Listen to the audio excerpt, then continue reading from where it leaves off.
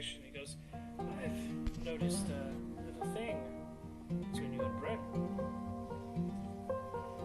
What? Nothing.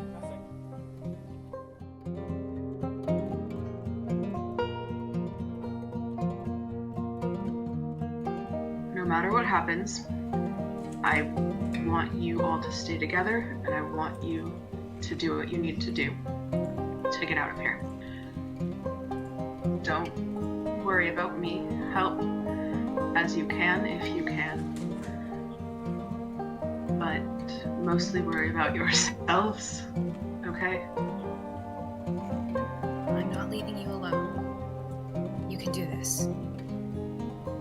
If anything happens, I want to know that you will be okay. I'll be safe.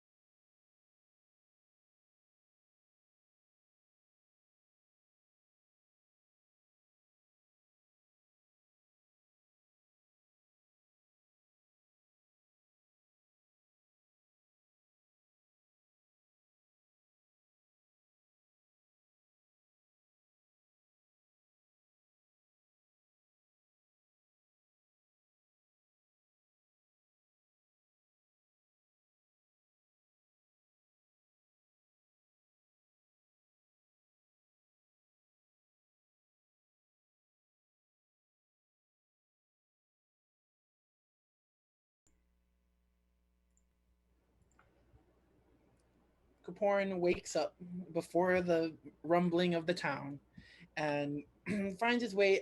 Before finding his way downstairs, garnishes onto his black clothing set that he has recently packed away, mending the hole and preparing for today's adventure. Waiting for everyone downstairs.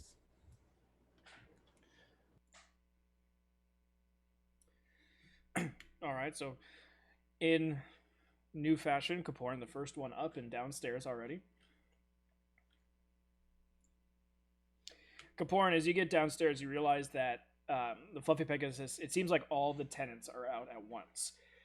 Though you have seen other people, gaining rooms, leaving, and it seemed to have somewhat a decent kind of inflow and outflow of patrons. This morning, it seems like either everyone's leaving at once or everyone's showing up at once, or possibly people from outside coming in. The entire bottom floor of the Fluffy Pegasus is just jam packed with people, and you see servers kind of moving around. And luckily, you are about twice the height of pretty much everyone in here, so it's not really hard to see the sea of gray and silver hair that mainly graces a lot of the Duragar here, with the odd occasional like elf in the corner and like the random like one-off people that are all kind of like looking at each other like we really stick out more than usual. But it does seem that for some reason there are a lot of people here, and either they're here for the cooking or the cooking's here for them. Kaporin, not quite understanding what's going on, just like, okay. I mean, it's not something weird. It's not too weird, but it's a lot of people here. Grabs his food, or tries to grab some food, and if possible, like find a location where his friends could possibly see them when they come down. You're six I something. yeah. It's not gonna be. You could sit down and probably still be easily seen. So yeah, Kaporin's just gonna find his food, find a place to sit, and just kind of expecting to see everyone else come down soon. Getting through the food line and everything, it does end up being a bit of an ordeal, but kind of like moving through, like when you're walking on the beach, about halfway up, the water reaches your waist, and you're kind of just trudging through. It's kind of like that for you, as everyone is just basically, well, you're kicking a lot of rocks. Let's just say that. Why do I know this feeling so well? But eventually you do get your food, and the food spread is enormous and amazing. I mean, you got just just in the like the potatoes section alone, you've got like things that shouldn't be for breakfast, but you've got a lot of options. You've got like baked potato and like loaded, you've got mashed, you've got like clumpy, you've got just a whole host. You got hash browns, and then you've also got like potato vodka. You're like, wait, shouldn't this be with? Okay, whatever. Probably stay away from the potato vodka. It's a little early to be drinking for Kaporin, Hey, or to have it with alcohol. It's 10 a.m. somewhere. It is, but Kaporin will not be helpful the rest of the day if he starts eating that kind of stuff. But of course, Kaporin probably grabbing a little bit of everything, maybe a second plate just to carry him over, will grab his food and sit down on, or at least try to find a place to sit down or mingle while he waits. Not a problem. What is up with this spread? Are you asking somebody? I don't think anyone. Is there? Wait. Is there any other? Anyone else other than? You've got one elf. Looks to probably be full elf.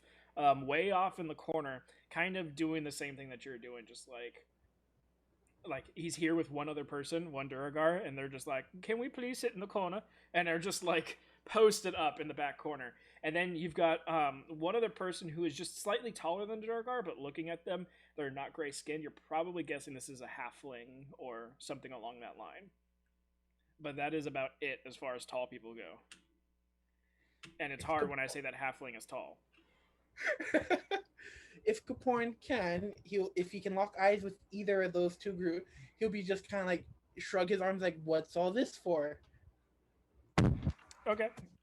See if any of them like respond, or if he just gets totally dissed, then that's fine. Then Kaporn will just kind of be the loner he is this morning and just kind of find his spot. Give me a persuasion check with disadvantage because you're not audibly doing it, and you guys already stick out. So, all right.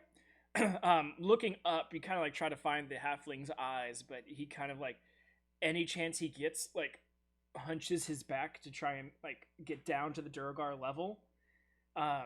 So you're just like, that's basically he's looking like a little smack a gopher game, and he's just like popping down and up as he's constantly going through the crowd. So you kind of just look over at the elven person and are just looking. It's an elven woman.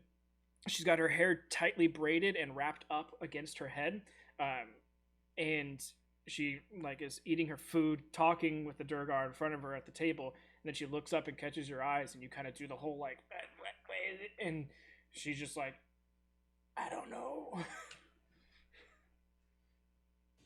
Kaporn just looks back and says, "Okay, so I'm not the only one without a clue going on, but he doesn't feel so bad. It's so bad, like he missed a birthday party or something. So he's just gonna grab his and find his seat until everyone else joins him."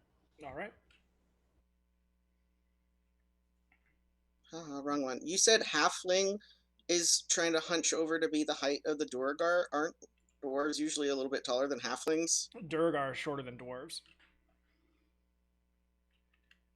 So Durgar are shorter than dwarves. Oh, okay. Okay. I was just like, a halfling hunching down. That seems weird. Okay.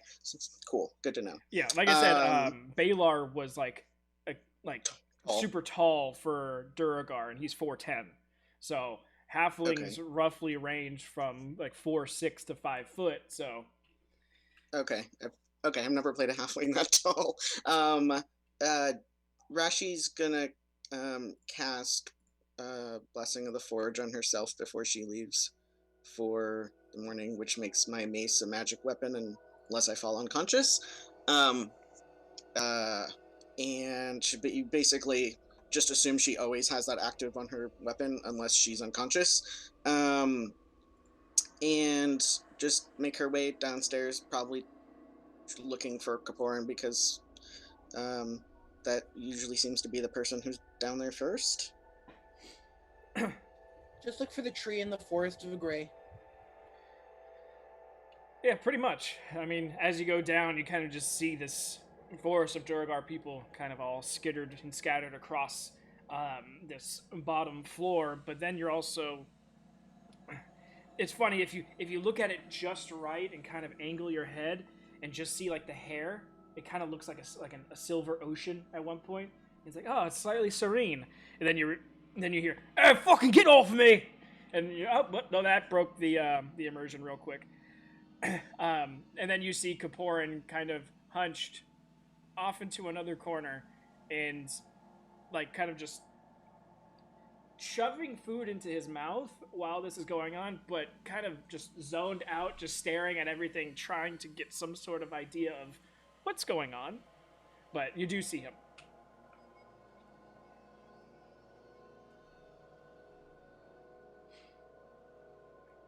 There we go. Okay. Rashi is going to look for a Duergar that looks like they're not busy or maybe like a little bit friendlier than the average Duergar, and ask them what's going on, or her, whoever the person is that she finds. Go ahead and give me a perception check to find a non-Henri Duragar.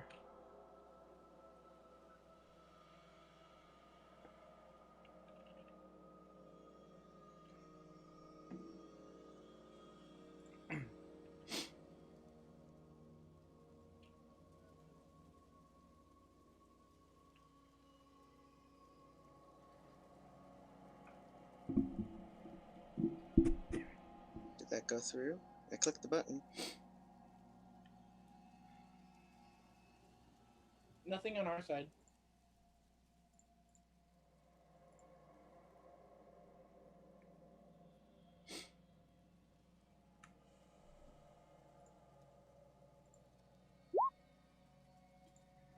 There we go.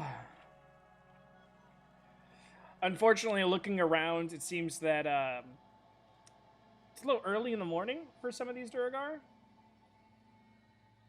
With at least what you've been dealing with, you can tell the difference between Duragar from Kember, Demladur, Bakram, and like the other 17 cities that are in Jewel Rose. But with that, you can tell these Duragar aren't from Kember. They don't have the same. First off, they're on the third disc at the Fluffy Pegasus, which most noble or decently well-off Duragar aren't going to be living at an inn on the third disc. So it gives you a good idea that these are probably not Kember Durgarians. And so that gives you the first kind of inkling. And then kind of looking around, a lot of them have like bags under their eyes and just are tired and just a massive influx. And you're realizing, oh, it's probably a lot of nocturnal Duragar, and this is their dinner.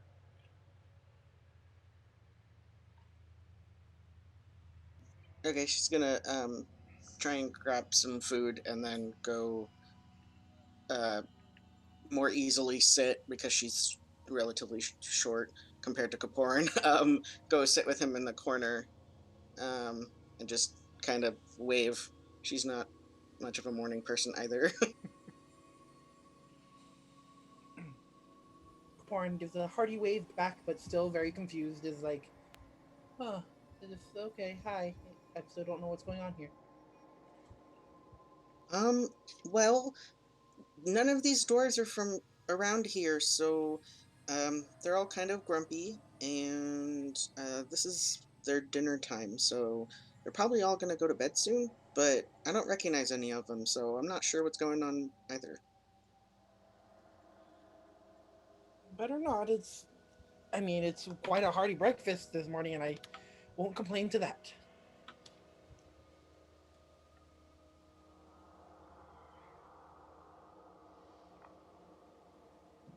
Should I start playing a lullaby, send everyone to bed?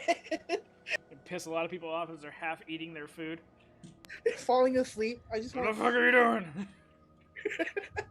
Sudden, everyone just falls into their food. Cast sleep. Unfortunately, they all only had 1 HP left. You take Wait, out 17. I have the Song of Rest. I feel like that should be perfect for this situation. But Kaporian is just gonna eat his food. Wait for everyone else to join us. Everyone just instantly passes out. Just a thing full of sleeping Duragar, excuse me. Looks like one of those bad mob scenes where they go to meet someone at a restaurant and then like the mob boss claps their hands and everyone stands up and walks away. Except everyone just eats potatoes and falls face first into their plate. Kaporian's just standing there and he just two claps. Face down. Kaporin like plays like 3 notes on his lute and everyone just falls asleep and he just turns and is like, was I really that bad? Alright, so we got Kaporin and Rashid down. Who's next? I'm just assuming that Bryn and Nori would probably be the last 2 down. They have more interesting nights, so yes, it's understandable. Yeah, pretty much. Knowing Saren would probably be the next down.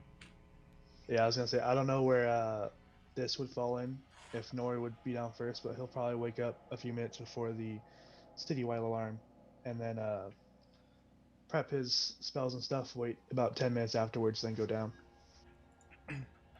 So going down, you do see the Sea of Duragar that greets you as you meet the first floor, and the bright blue hair and large figure of Kaporin off into the corner at a table by themselves. Rashi's hair isn't that blue. It's more like a gray blue. It's not like neon vivid. You can still see her, but it's not like neon blue. It's just like a gray blue. It's noticeable though. Yeah, it's noticeable enough because the Fluffy Pegasus interior is like oak and red velvet. So, and then against like the white, dark gray hair from the Duragar, it pops because of the colors around it.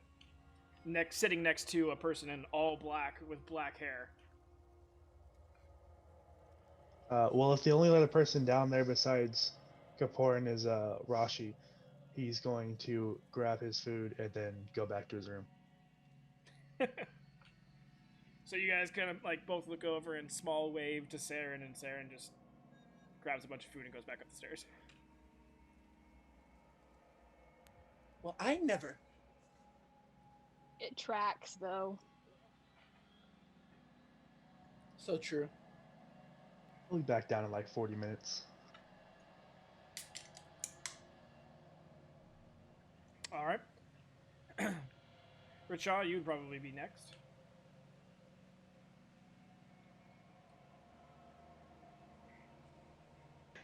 He's It's trying still to not working, but yes, I'm next. Richa, you come down to the first floor, and as you stand there, you realize you're about a head taller than everyone else. Oh, there's a lot of you. Okay.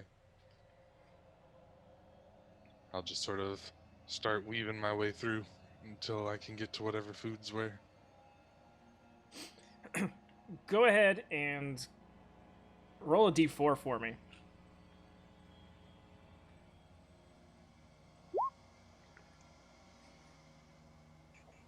Rachaw just crowd surfs the Sea of Grey. Rachad tries to go in a little bit softly, and then having flashbacks to the flock and having to fight for food as the Dorgar start edging and elbowing him out. He's like, all right, kind of cracks his neck and like gets the elbows up and starts to like, mosh pitting his way through. And as he gets to the front of the table and kind of like hip checks the last person at the front, kind of saddles up to the table, grabs a plate and looks down and sees fried chicken all in front of him.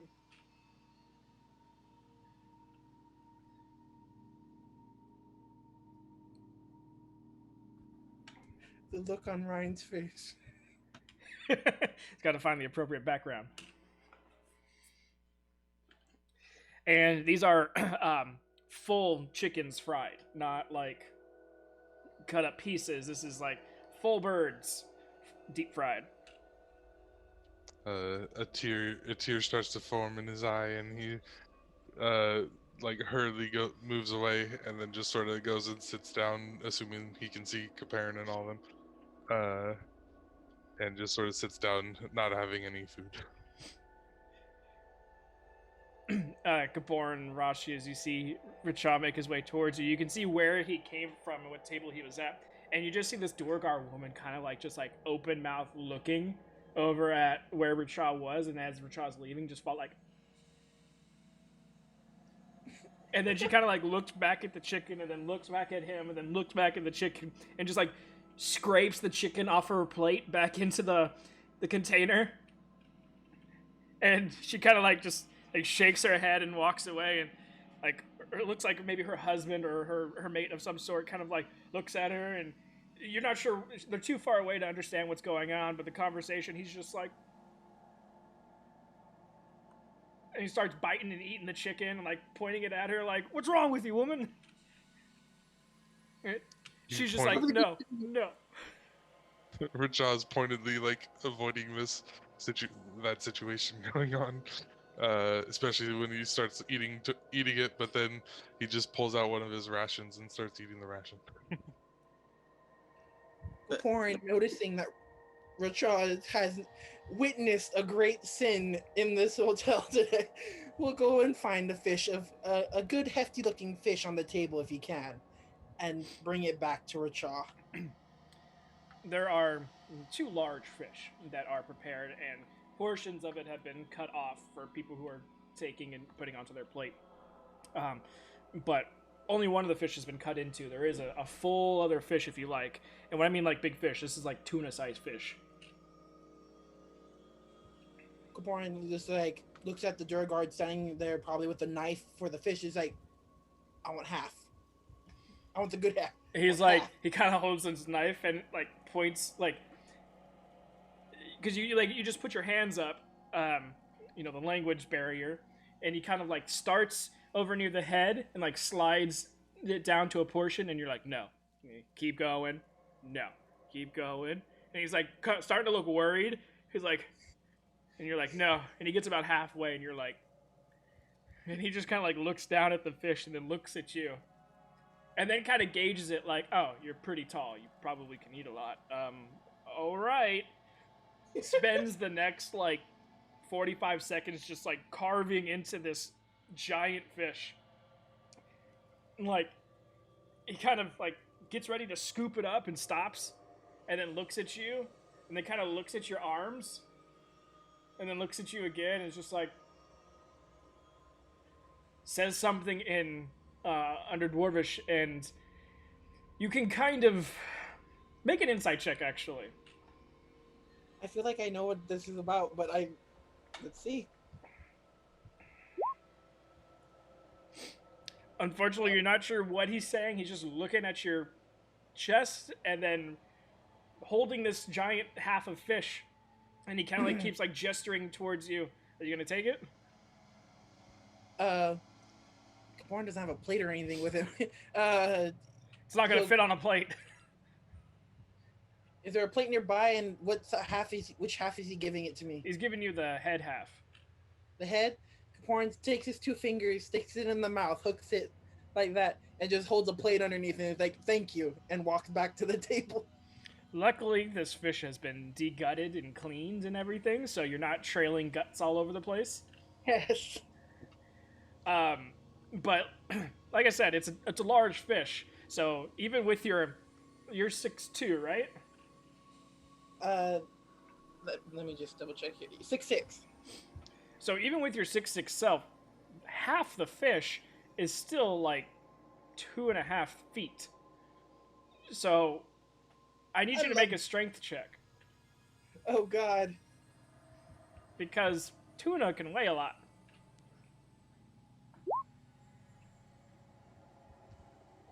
So It's dragon.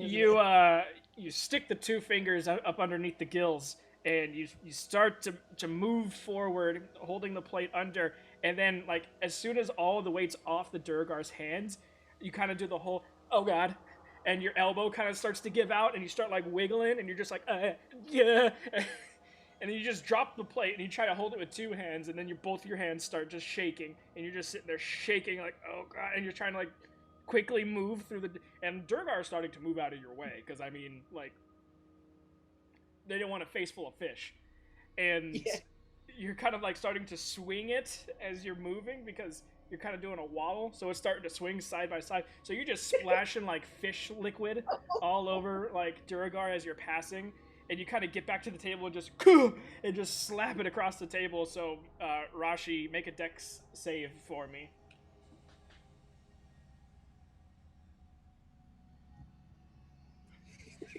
Rachaj just over there like, gimme.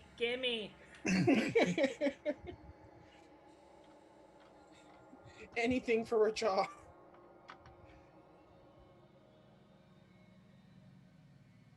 I mean, you just beat Rashi to it. She was gonna go grab like fish or share her dish, so you just beat her to it. But you weren't gonna grab enough fish for Rachaj, though. That's enough fish for Rachaj for a month. I would have told freaking plates. I just would have been, just give me the whole fish on the plate. Okay, so as Kaporin is coming back, you don't see it in time that the speed he's picking up while waddling with this fish across the floor. And you go to take a bite of food, and all of a sudden there's fish just boom, ching, as your plate and Kaporin's plate just slide off the top, as well as like a good half of the tablecloth, as this fish just slaps across the thing and like just slides to Rachaj's chest. And you got that last bite of food on your fork at least, but your plates are gone. And as you kind of like finish your bite and kind of like look where he came from, you just see about 7 Durgar just pissed off, wiping their face of fish grease and oil, just speaking untold, I don't need to translate those words, but he's not the Rachad's happy, but he's maybe not the most favorite patron right now. Right. About how many Durgar are there that he like splashed fish juice on? You see about like 7. Um, Finishing her bite, she's just gonna kind of glare at Koporin. That could have been better. Um, I could have helped. I'll be right back. And she goes to each of the Durgar and she apologizes profusely for her friends. Um, I guess whatever the like less strict form of dumbassery is. She wouldn't say like like his he was trying to help a friend, apologize and give each of them a trillium for their trouble. If they accept it, she won't force it on them, but she'll try and be like, like here's something to help clean you off, a nice bath or whatever. Yeah, it's not a problem. Most of them are just tired already, so they kind of just like brush you off with what you're saying. They take the trillium and kind of like give you a nod, like yeah, it's fine, it's fine. They just kind of then zombie mode go back to getting their food. Porn parted the gray sea for a minute. 300 pounds of fish will do that. Anything that makes Richaw happy, he's fine. Probably happy right now. Koporin's gonna be the reason she has no money. Yes, so Richaw, you are sitting with about 250 to 300 pounds worth of fish on your table. Actually, that reminds me. Let me roll for table strength. I was gonna say we gotta like. Hey, nat 20. That table is holding up. I mean, you gotta figure if they had tuna and it's really heavy that they'd have tables that would be able to hold it, ideally. Oh yeah, their serving tables can. Not the regular, just people eat at them tables. Alright. So it'd be about this time when the ladies would probably be making their way down. Probably seeing the tail end of this. Ha, fish joke. Except the fish didn't have a tail. So. Exactly. That's why you saw the tail end. Because it's still on the table over there. Oh yeah. Just watching this disaster. And now we're gonna have to go walk over to it. I'm assuming we're just gonna go get food and then, as carefully as possible, go over to the shit show that is. Enjoy the fish table. Which is all that's on the table now. Is there room for like other stuff too, or is it? Oh yeah. No, I mean the fish isn't like super wide. It's just heavy and dense and kind of covers like the entire middle portion of the table. There's a little bit of room on either side of the fish to put plates. Why did you grab so much fish? What was the point of this? To make Richaw happy. He saw the other end of the table. Capone just like stares at it in like disbelief at the other side of the table, like, and whispers over to Noi, "Chicken." I know. I saw, and I purposely avoided it because I promised myself I wouldn't eat chicken again. Bryn's over there. Oh. Chicken bone. I'm sorry. Yeah, she would probably she gets sad because she's like, it is what it is. I'm sorry, but she wouldn't flaunt it in front of the child or anything like that. She like eats it at the table she picks it up from. Just hold on. Yeah. Here you go. Thank you. Exactly. Can't bring it back to the bird, but perfect. Rachad's just going to town, eating what he can until he's full, and then he's just gonna start carving it up into bites and like offering it to people. You just shove it in your bag of holding. Well, I feel like I can't take it all. It's for the inn basically, so he's not gonna take the whole thing. Capone kind of already ordered the half. I don't think they're expecting it back, but if I just want Richard to just be like pulling out little pieces of fish throughout the whole rest of the day.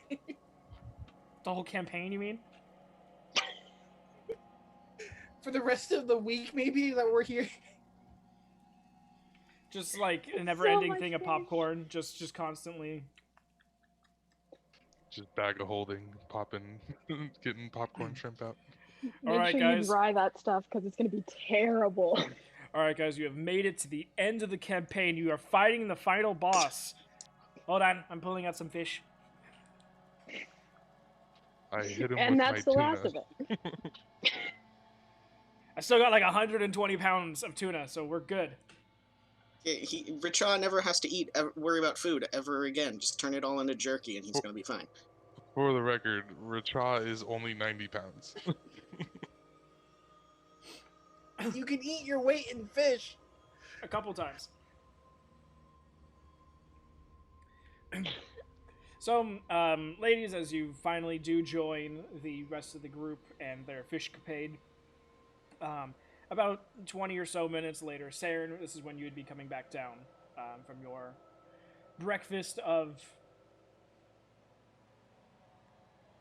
loneliness? I don't know. Solitude. Solitude. I guess that's a better way of saying it.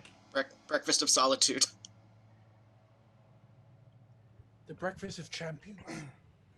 As you return down, you do see Kaporin now is greeted by everyone else, and there's just a large fish on the table.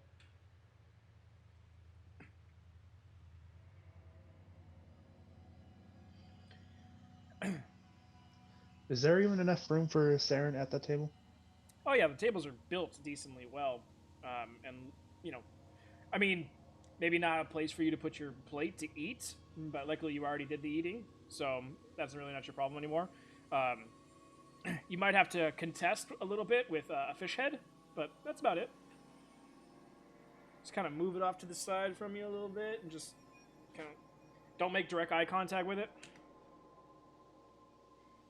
Judging your soul. Stare into the cold, dead eyes of the fish. Saren will go deposit his plate somewhere, but he's definitely not going to share the space with the fish head. So he'll probably just stand around somewhere. As you guys are finishing as much of the fish as possible, the patrons that are in the bottom floor eventually start to peter out, finishing their meals and going up to where you can assume that they have rooms and are going to actually go to bed for the day. So by the time that Rachel, you've had your fill and the ladies have finished with their breakfast, you guys are looking at about maybe only about half full on the first floor, but still decently busy for at least, besides the completely full time you've seen, this is the second busiest you've seen it.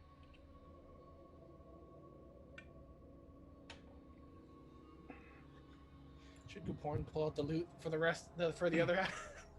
They're not tired enough. They need to go to bed. They're still eating, so you're guessing that they were probably one of the last people to get their food. If the tall people don't push their way through and cut in front of them. Which basically everybody did. Deep slumber, just guarantee all of them fall asleep. No saves.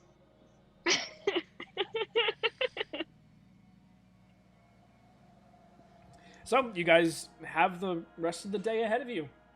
With, hopefully, a journey to Qatar. Kaporin just kind of looks at everyone and say, so now that we've all eaten and happy that, and looks at Rachel, is like, he feels proud that he helped Rachel out right there, get him some fish to make him happy. What is our next plan step? Looks at over to Bryn. I'm assuming we get our horses and make our way west. That's what we have had to do. That's what we were told we should do. Do we have to ask anyone for horses, or do we just kind of go out back and grab them kind of thing? You need to ask them because the horses actually get they get sent on a dolly out over the expanse of the mine to the edges of the mine, and there's actually stables built into the wall of the mine, and that's where all the horses and other beasts of burden are kept overnight and out of the way, so that way it doesn't smell like horse manure everywhere. That would make sense. Rashi, do you think you could ask one of the workers if they could get our horses, or if we have to go over there?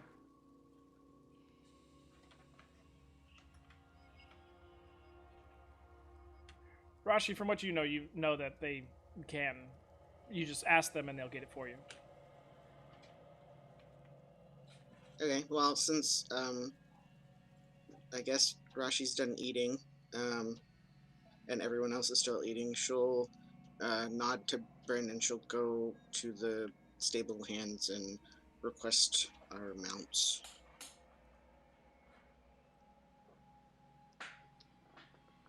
I'd actually like to discuss this plan moving forward before we leave.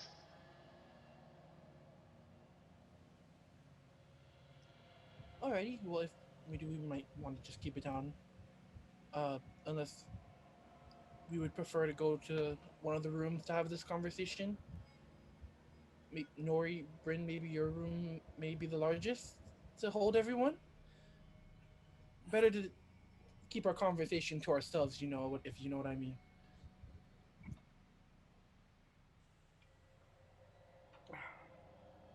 No, no. Yeah, turn no. down service hasn't gone in yet, so. The room's actually quite small. It's okay, Kaporin. My room will be fine. Insight check, Bryn's like a liar. All right, well, I guess we'll head over to Saren's room then.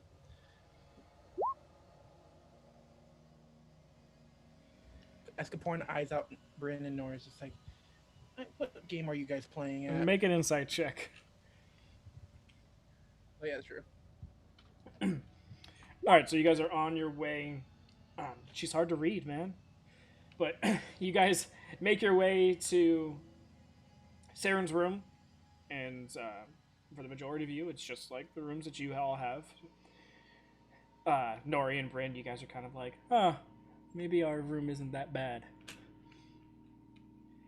But you guys are closed in, and everyone's there.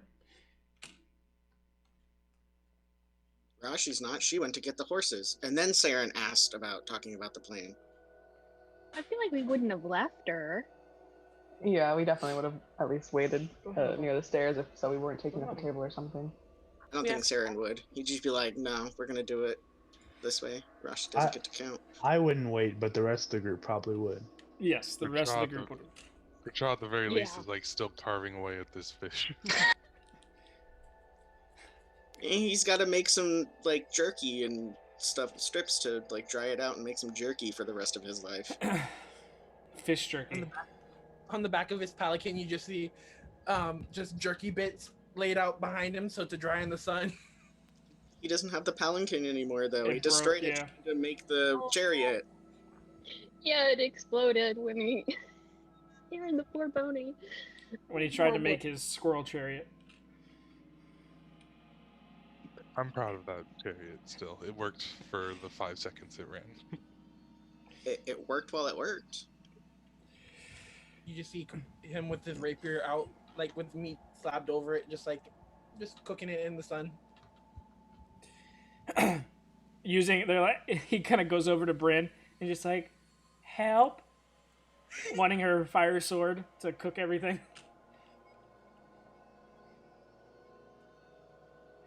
Just holding handfuls of meat. Help.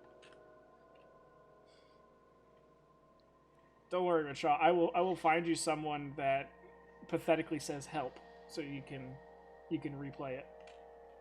You just bring out your fire sword in the middle of a hotel.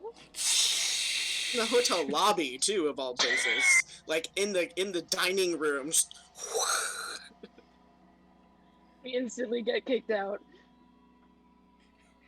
All the other Durgar cooks start coming over to you. Just help. Like flash frying everything. All right, so Rashi, you go over to the front desk and request that your horses be brought out to you. They say it's going to be about 15 minutes. so they can go retrieve it and bring it back, and she'll have them ready and waiting outside. And if you need anything else done to them, taken somewhere specific or anything like that, just go ahead and talk to her again.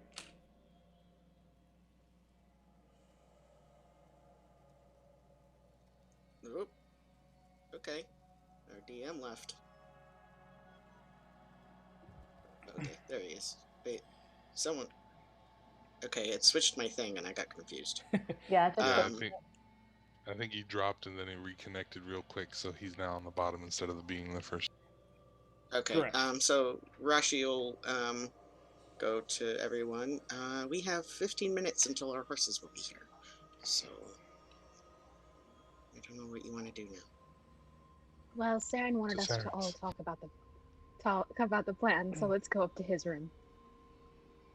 Tally ho then. What are you doing with the fish, Ritra? I mean, he'd carve up at least as much as the time would allot him, and then I guess start putting it into his bag of holding for now, and maybe try and cure it later. Okay. I just wanted to know if you guys were walking away from like half a fish carcass, and if the people would be pissed or not. But if you take it with you, they're not gonna be as pissed. Just have to deal with like the fish slop that has fallen off the sides and the oils that have now accumulated on the table and the floor itself. So not too bad. He'd do his best to make it as clean as possible, but yeah, I understand. So you guys eventually make it up to Saren's room, and this is where Nori and Bryn, you're like, okay, maybe now our room isn't so bad. It's like this one doesn't even have a spa in it. But you're all in Saren's room.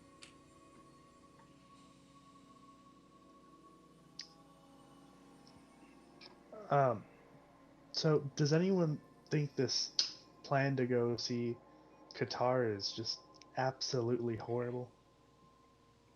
Yes. I'm not a fan of it Of course it myself. is. I think Why-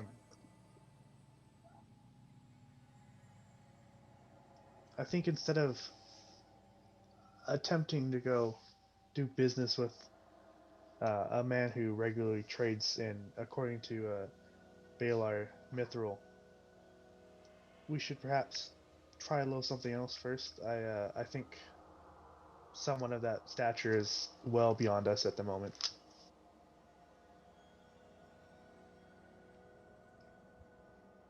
How do you think? I mean, that's the only lead I have to find where the pirates are. Unless you're able to do your spell with that, but I don't think we're anywhere near here. But we don't have to jump straight into it. We could try taking a job or two around here to build a name for ourselves, gain some Well, sort of repute.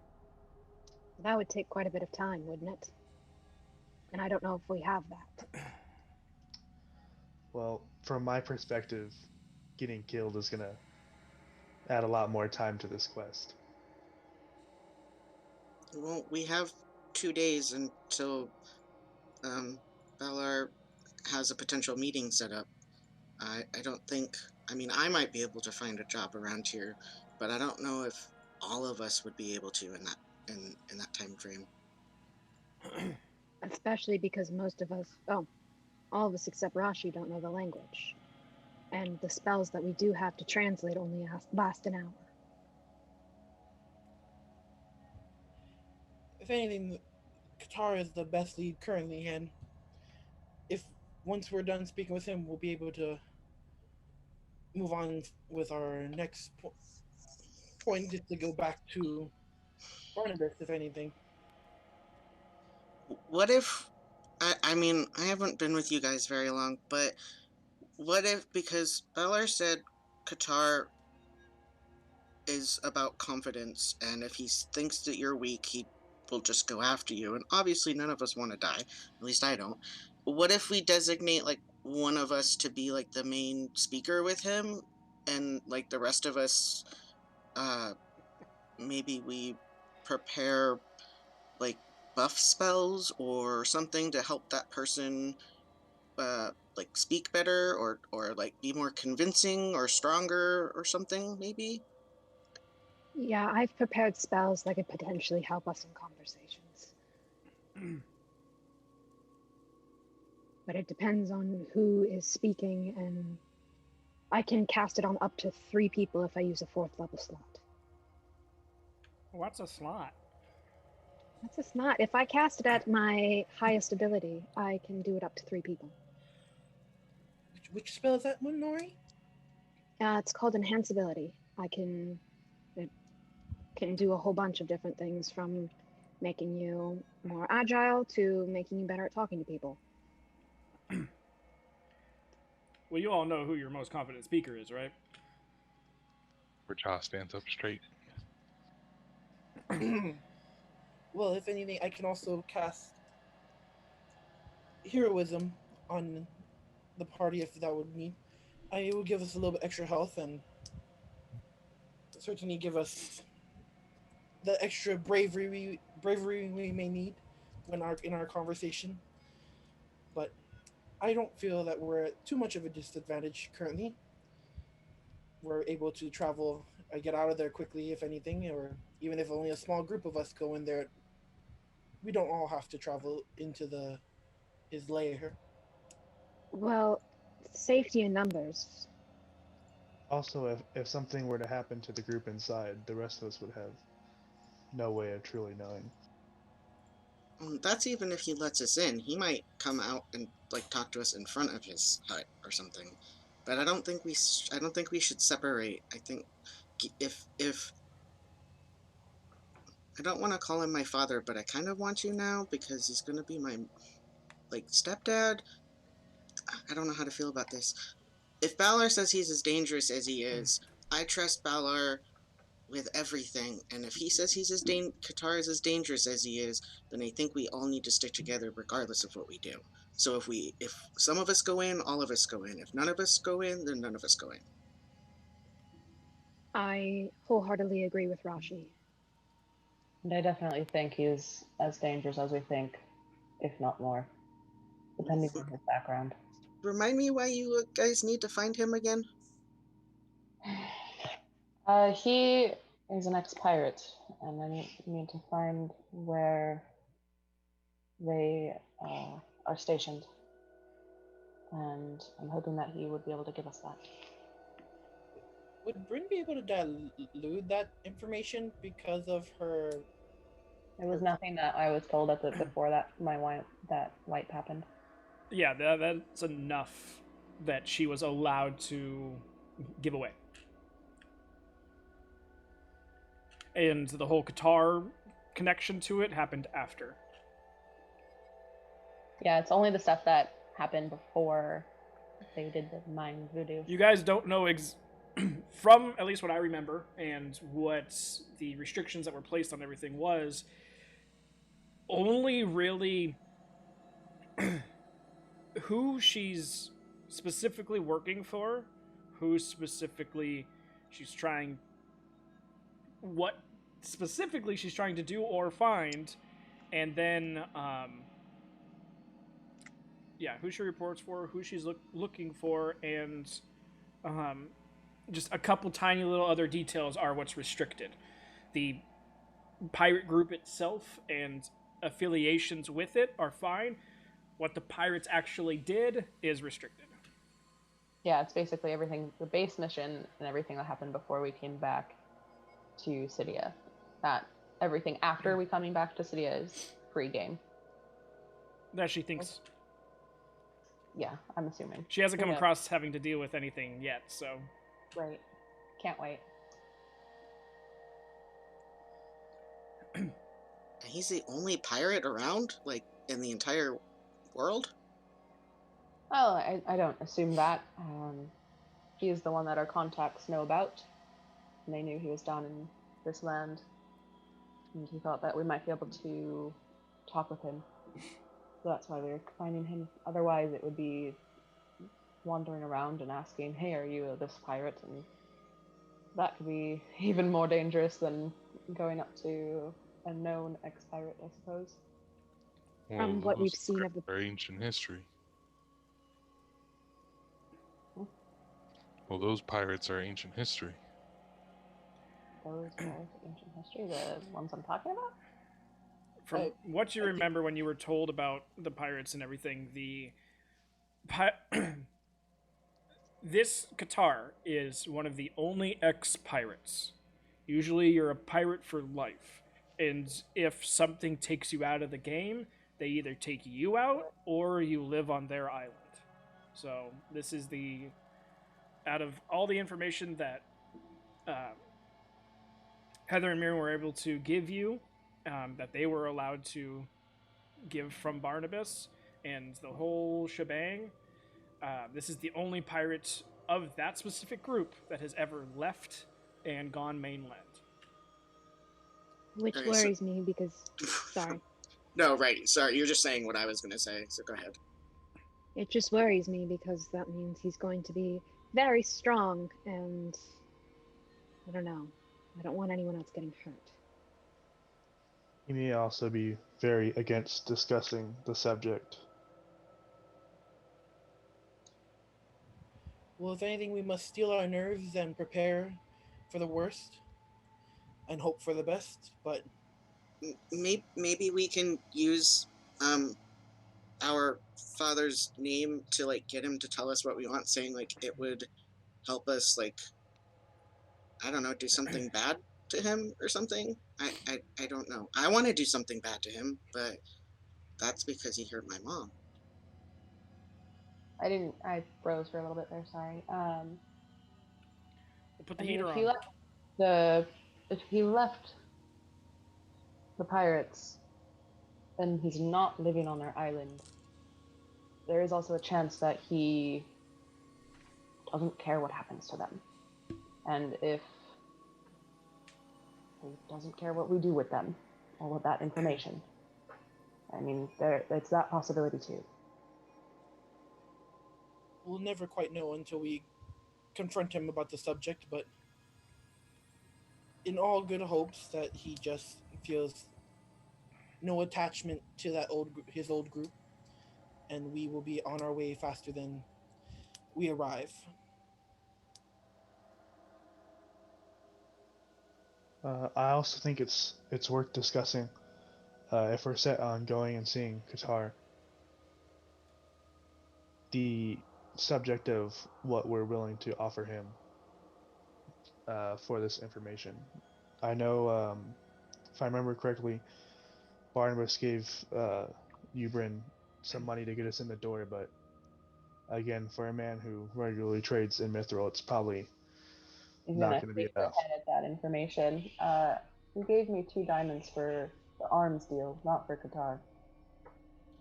He doesn't regularly trade in Mithril. That's just something that will get his attention the quickest.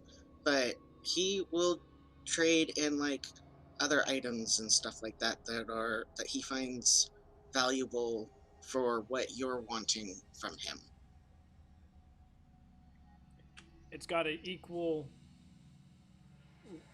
or surpass whatever you want from him is in his eyes technically. So that could be as simple as money. That could be a whole host of other things.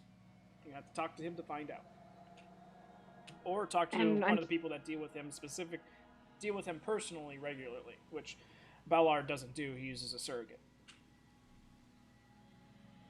And I'm assuming that probably Rashi wouldn't know exactly who the surrogate is, or like remember what his face or her face looks like. So No, that's I don't all. think that. That's all lower disc stuff. Well, go ahead. Go ahead. Go ahead. Well, before this meeting, I think we should definitely discuss what we would be willing to trade if he asks for it. Also, I'm keeping an eye on the time because we asked for the horses and we were given 15 minutes. So, Say about 5 minutes has gone by. I mean, well, we have platinum left, or I have platinum in my bag. You know, I have my weapons that I have. I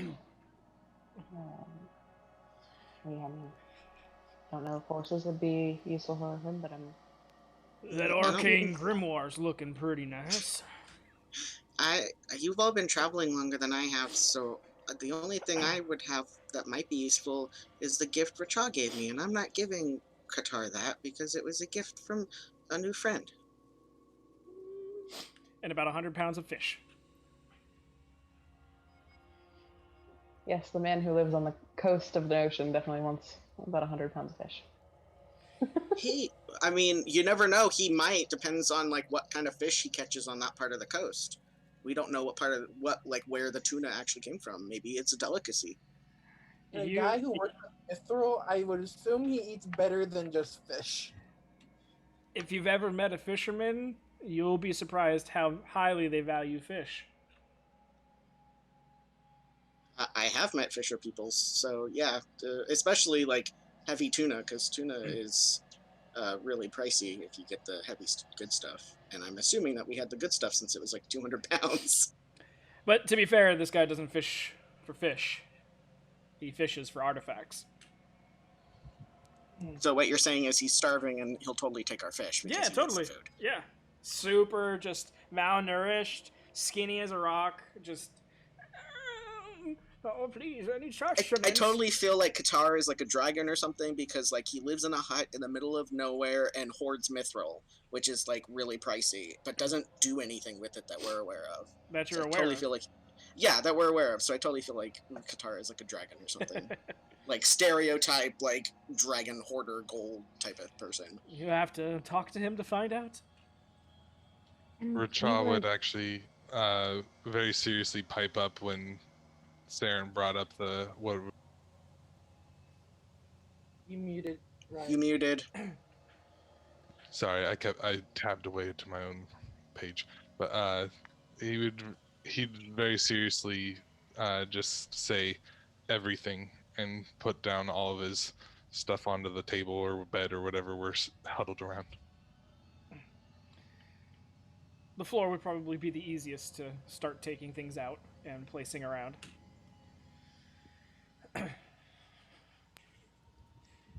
Just don't flip that bag inside out. I don't. Aim it at Kaporin when you do. I just want to see all the fish just fly. Saren seconds that. Kaporin is sitting in between Racha and Saren, so that Saren is in the middle of the two. Part of the cone. Saren is not sitting next to you. He wouldn't actually. Yeah, that was I think we're all standing though. He wouldn't actually be pulling anything out of the bag, but he would have definitely set down the bag. Like, yeah, I can give him this bag. Well, we were given instructions to talk to him and offer a deal. And the extra information is just that, extra information. But that's what we want. It's just what, well, Bryn was given instructions, I guess? I don't know. I may not be right. I mean, we were just told that they wanted to make contact with the arms Durgar down here, the arms manufacturers. Be it make a contract with them or just set up communication with them and Barnabas, hoping that a deal will come out of it. I decided that we could do that since we had to come down here for Qatar anyway, so we could get both things in one go. So it sounds like maybe we have like as much of a plan as we can because we don't know what Qatar's gonna do or how he's gonna react, right? Maybe That's you'll just true. hear music. I doubt it. But Well, given what Baylor said yesterday, I definitely think it's a bad idea to bring up the idea of a deal itself with him. If we're going to get anything on Barnabas' side, it should definitely just be direct contact with Darn's dealers. I agree. I was not going to bring up any sort of arms manufacturing deal with them or with him. Just, it wouldn't make sense. It would be too pricey, and now we have someone who thinks they can set us up with a conversation with that anyways. Right about Yeah, now let's is the go. 15-minute mark. We should probably have our horses out by now. Do you want to continue our conversation when we're on the road? Quite. Alrighty, let's go. Any last minute remarks before we walk out? No, but Rashi will pull Bryn aside as like everyone's leaving to like say something, not like whispering, but like quietly to her, because Rashi seems like Bryn's the one who like will answer her questions in an honest way compared to her interactions with everyone else so far. With this being Saren's room, he's definitely ushering all of you out before leaving. So Oh, that's true. Well, as he's ushering everyone out, Bryn and Rashi, she would make sure that Bryn and Rashi like.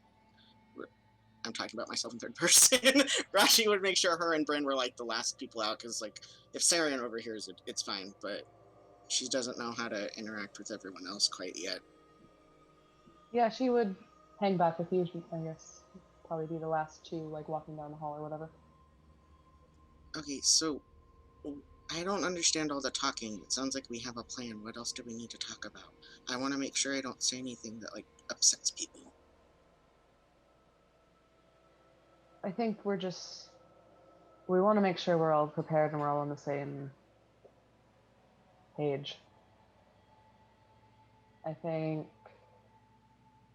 Sarah might be worried that we're in over our heads, and we very well might be, but it's also the only lead that I have to what I need to do. So I want to go. I need to Okay. go. Are you? I mean, you're kind of basically more or less a leader. Do you? Are you going to be the one speaking? Because I can like help like enchant your weapons and stuff to make them just in case he tries to attack you. Well, go ahead, Sarah. Go ahead. Since I'm right here still, Saren's gonna speak up. I forgot to bring this up, but I also feel like it's a bad idea for one person to make themselves out to be the leader or the talker. Perhaps we should up it to 2 people, so I agree. there's less of a target. That's what I was thinking too. I definitely think I should be one that talks with him, just because I know what we need, and I'm the reason that we're here. But we can definitely discuss who else is going to come in or be the main person to speak with. Secret Service. Mm-hmm. Well, Okay. I suppose it depends slightly on what languages Qatar speaks, but if his primary language is something like Under Dwarvis, then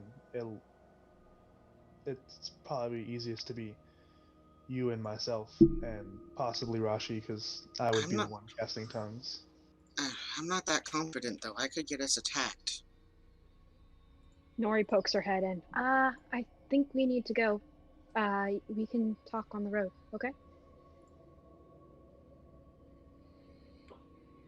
Yes, so we can figure out that situation. We have about half a day's travel ahead of us, so we have definitely time to worry about who is the second leader, quote unquote. All right. So you guys move down to the bottom floor. The female Durgar who is running the front counter kind of signals, probably to you, Nori, you being the first one down, and kind of gestures to outside where the doors are open and you can see your horses have already all been prepared, saddled, and well fed, taken care of, and ready to go. You guys all take the reins of your specific horses and walk the horses over to. You guys are on the third floor, so we're looking at east and west elevators. Sorry, north and south elevators to go up, and then vice versa to go up to the first disc. Once on disc 1 is when you guys actually take mount and then move over the large but sturdy bridge that goes off onto the actual mainland on the other side of the borehole mine and through the small town. You're seeing a lot of Duragar. I mean, you guys came in a few days before and you saw a decent amount, but even out here on the mainland, there's a lot of Duragar. No one's really asked or specifically figured anything out, but something seems to be off. It's a flood of people, and a lot of places don't seem to be handling it well. They weren't expecting this much influx of people just all of a sudden. So something happened somewhere. You're not sure what, but it's a cluster right now. You guys have to maneuver your way, and guards have been starting to portion out the road and making a 2-lane highway basically down the road, as carts, and you're even seeing some of the um, traveling city carts with large buildings atop them being maneuvered and sectioned off inside the wall, uh, besides the buildings that are actually permanently there.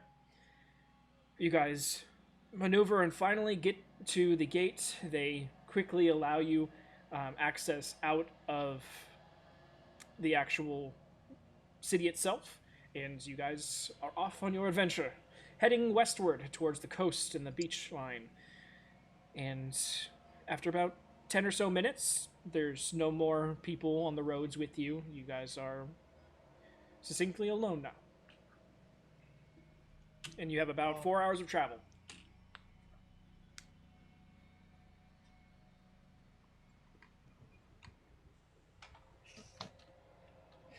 Rubber ducky. So any conversations you want to continue on, now would be the time. I know Is that. anyone else kind of freaked out about all the Duergar? Because I've never seen that many in Kimber before, ever. And we just went through that whole attack. I'm worried that something bad happened. And they're coming here because it offers more safety. Warren was hoping to run a perception check on to see if anyone looked ratty or tattered, like what you would expect after an attack on a town or a group of people. Wounded, you mean? Well, yeah, wounded, or just like, do they look ratty? Like their apparel looks just like they've gone through an attack. I Make an insight check. Insight check. Since I'm good at those. Like unusually disheveled or something like that, like refugee kind of looking. Yeah, you at least from the ones that you were seeing outside, they seem tired and seem, unwarrantedly, not disheveled, not the correct word, but just unabrupt and unkempt to a degree. But matching everything with the people you saw in the morning and how tired they seemed, I mean, you were hanging out with the Demladurians when they got attacked in the middle of the night and moved to Bagram. I mean, besides those that were wounded, you couldn't really tell, because those that didn't survive. And any of those that were part of the battles didn't survive. So it was only the ones that got out, and then the guards took over. But you're guessing, because even the Demladurians weren't that tired when they finally made camp at Bagram. So you're guessing these people probably have been traveling for a while. And didn't someone mention at one point that the town we met you, Rashi, in, that it was being chased? Something like that? Yes, in Demlador, when they were moving throughout the night, they weren't being chased specifically, but they were being followed at some point, and they continued to move to lose them, and which they ultimately did. Right, and then with the mass of people, like we're heading like more like southwest, out of the city. Were the mass of people coming more from the southwest, or were they coming more from like the other side of Kimber? Well, by the time that you guys were end up leaving, the majority of people were already in. So the mass of people were just inside the walls themselves, and that was what was creating most of the congestion. Once you guys actually got out, yeah, there was a few carts that were set up outside the wall. There was, people like, taking their time outside because of the congestion inside. The guards weren't allowing more people in. But, like I said, by 10 minutes afterwards, you guys were completely alone by this time. whatever happened, it doesn't seem to have alert like whoever has talked with the Kemper guards in the town. It doesn't seem to be worrying them because there are no extra patrols. There's no extra guards roaming the roads on the outskirts of Kember, but something went down. You're not 100% sure what. And like I said, these people look like they have been traveling for a hot second. Kaporin, after Rashi makes that comment, kind of just says, "They just look so tired.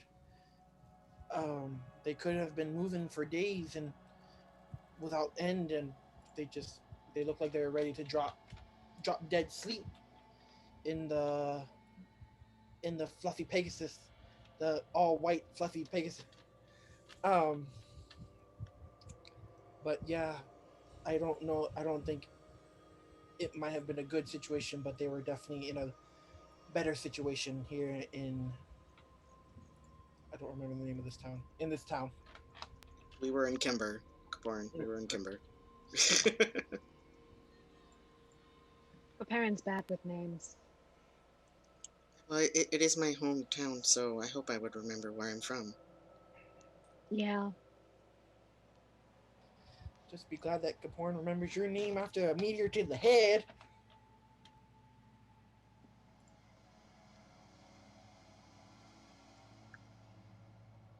But after that conversation, Kaporn just kind of would pull his horse up forward, kind of in the front of the group.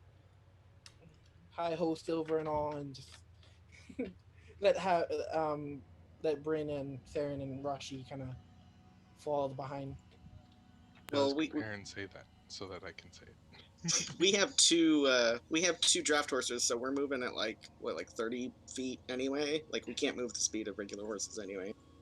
Okay, 40. so Kaporn does yell out, "Hi ho, Silver!" and takes out Foran just because Silver is the name of his horse as well. Paparin, don't go so far ahead.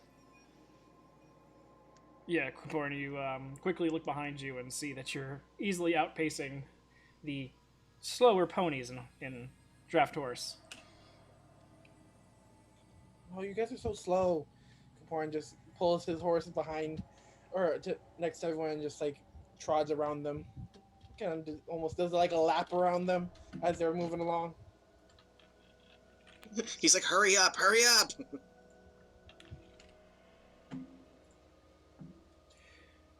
So, any continued conversations you want to have? Yeah. So I know we don't want to send one person into his house alone, or potentially into his house. I very well plan on being at least one member to talk with him, since I'm the reason we're doing this. Though, Sarah, I do agree with what you said earlier, and I don't think it should just be me. No. I think you have a good point of you are able to either understand the language or make us understand the language if he doesn't speak common. But I also understand if somebody else feels they should be in there.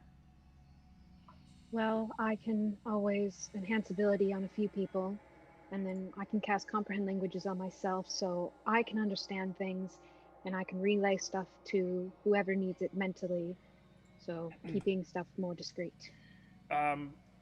Richa, give me a history check. And I was gonna Kaporn. say, I'm the reason that we're doing this, in Bryn's voice. I'm gonna say, is that like solidarity? Like he supports us?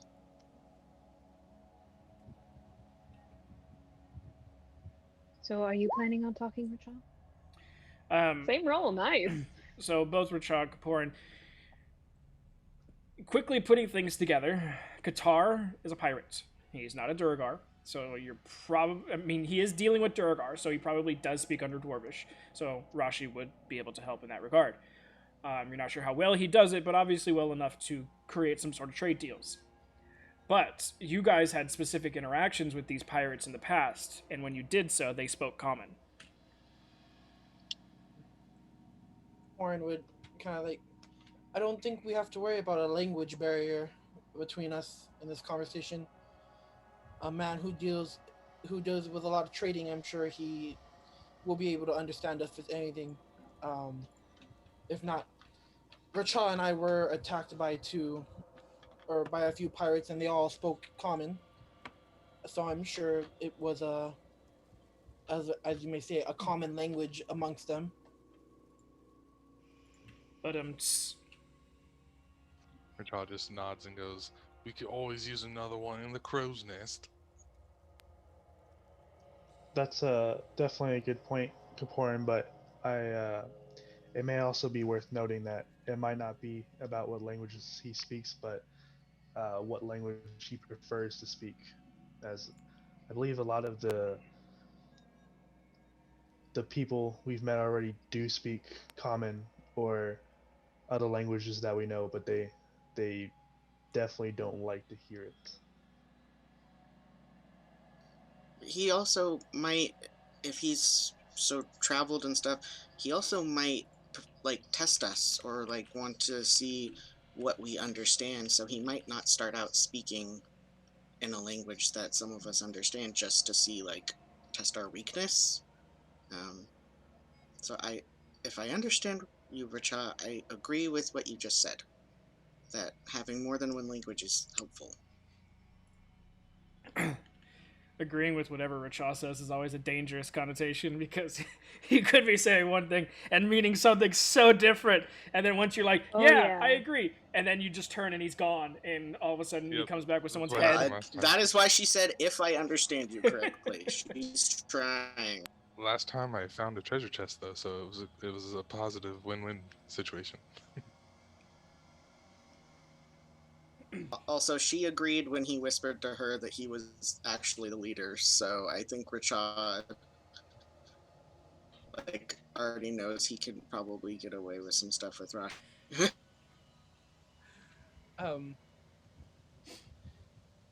if in any case, if hopefully Saren, if the case is that he has a preferred language, maybe Bryn or someone, if Saren, if you could cast tongues upon them as well, so that at least the conversation will go smoothly to begin with, and if we can find out that he does speak common, then that would be a bonus for us.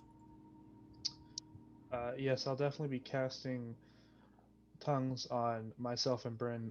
That way, if he perhaps tries to say something to someone else in the room, we'll definitely be able to understand as well, unless they're using some sort of code. That was my thought on comprehend languages as well. I'm good at guarding, so tell me if you want me to guard one of you, but I don't think I should speak unless I have to. I'm not good at the whole social thing, if you haven't noticed. You may Yeah, want to social.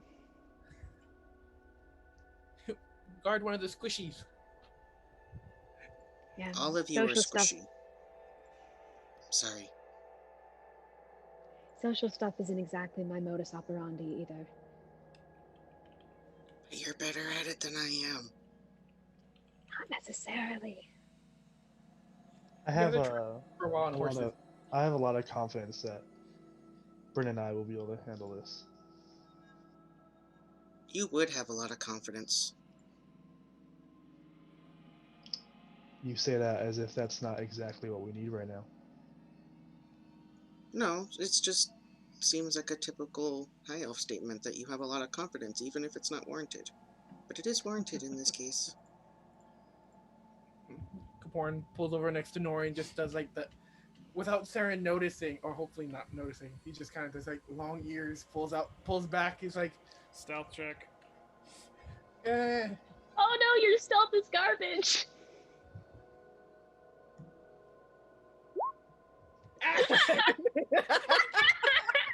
Gaporn forgets that he's at the front of everybody during this little caravan of moving forward, and kind of like turns back and looks at Nori, who's like in the middle of everything, and just does the whole. And Nori just kind of like awkwardly turns her head directly to Sarah, who's like right next to her, and then just like smiles.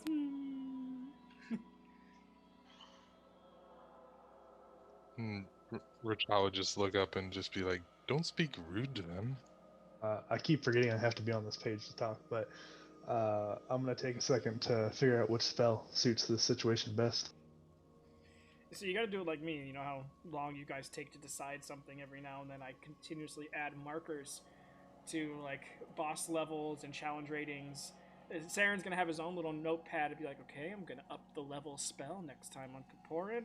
And so by the end of the campaign, you're doing like 5 level 9 spells at Kaporin just constantly over and over again.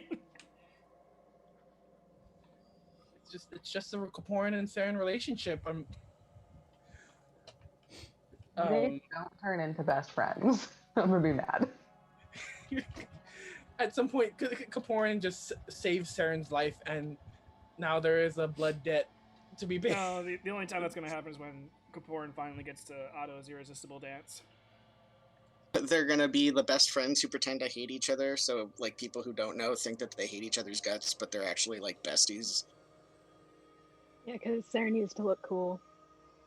Yes, exactly. Yeah, Saren's not gonna do anything, but he definitely will. He's gonna add a tick to how painful Kaporin's death is gonna be. Oh dear.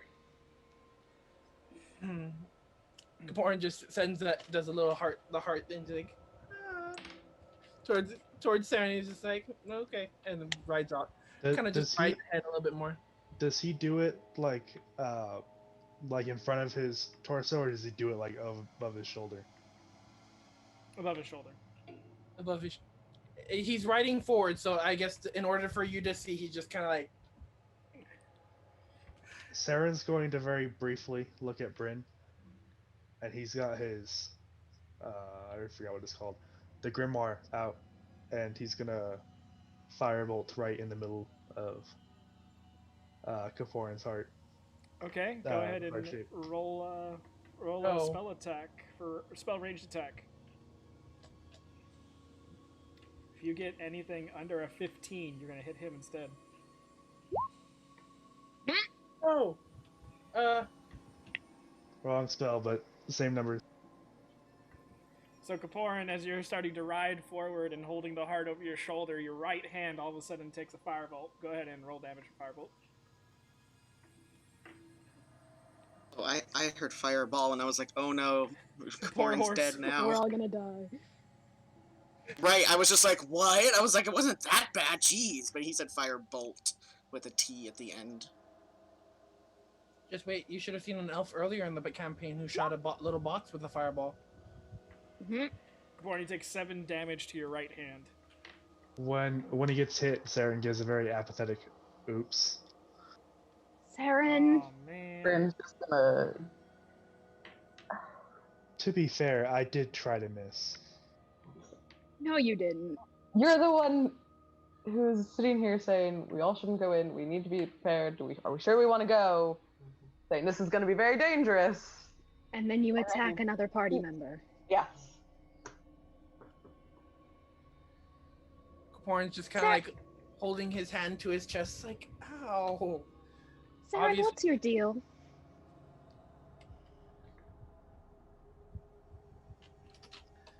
I don't really like him, but I don't think that's a secret. I can tell, but we have a thing we need to do, and you attacking someone is just going to make that harder or worse. Saren, I have a serious question for you. How long were you in wizarding school, or whatever school you had to do for your magic? DM. Rush hold up. Wasn't expecting that question. How long was wizard college? I have like 20 different fantasy novels going through my head for like wizard colleges, because that's predominantly like the only genre I read, and they all like vary. So I'm like, it could be like 2 years to like 30 years. And then there's bard colleges, and they're probably a different time Yes. lapse. So. Actually, yes. If you read The Name of the Wind, there's not really a bard college, but like there is discussion about how long the main character like practiced. To be fair, Bard College is basically like Arizona State University. So. Oh, it's a community step above community college. It's a party college. I kind of learned just from a guy in a random hospital room, so. You saw someone on the street just strumming along, and you're like, oh, that looks good. As you were completely bedridden for months. It's like I'm that trying to frat. remember the It's like a exact frat numbers brother I that need just wanted to to teach you. What were Is you that saying, a Grim? Sorry, I was saying I don't need an exact number. I could just say you could just say about whatever, and I can deal with that.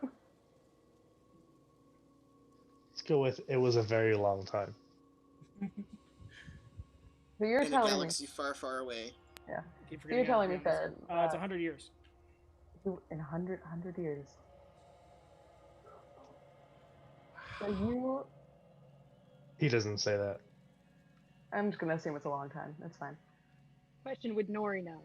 Because Nori is technically a wizard school dropout.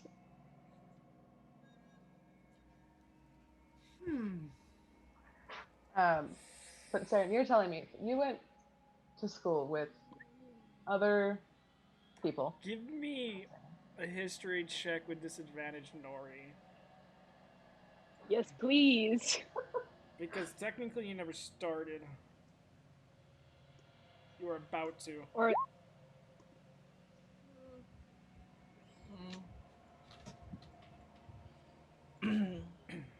But You you're know telling me you went it's to in the school decades for at least. however long you went to school for with other people, and you loved every single one of them. And she's gonna like stare at you as you answer this. Absolutely not, but from a personal perspective, I have met few as infuriating as Kaporin. But still, even if you met someone who infuriates you half as much as Kaporin, because I know how much he infuriates you. I can tell. Did you just attack them randomly when they did shit? Kaporin just raises up his right hand. You can tell. How long? Quick question. How long in terms of game time was the fight between everybody but Saren? Between everybody but Saren, or what fight was that? Which one? You mean the when we went to the fighting ring? No, the one where Richa was trying to awaken Trentmere from Nori's necklace. Oh, on the boats? No, Or that No, it would was- have been that was right before we ran into Demlador, so it would have been like a week. yeah, when Nori attacked both Perrin and Rachel. when Rachel was trying to get Nori angry. Yeah. Correct. Yeah. How long was that one fight or the time? No, how long ago was it in game? In terms Oh, of game. in game time? Yeah, you're looking Week, less than a week. about 6 days. Given what everyone but I did,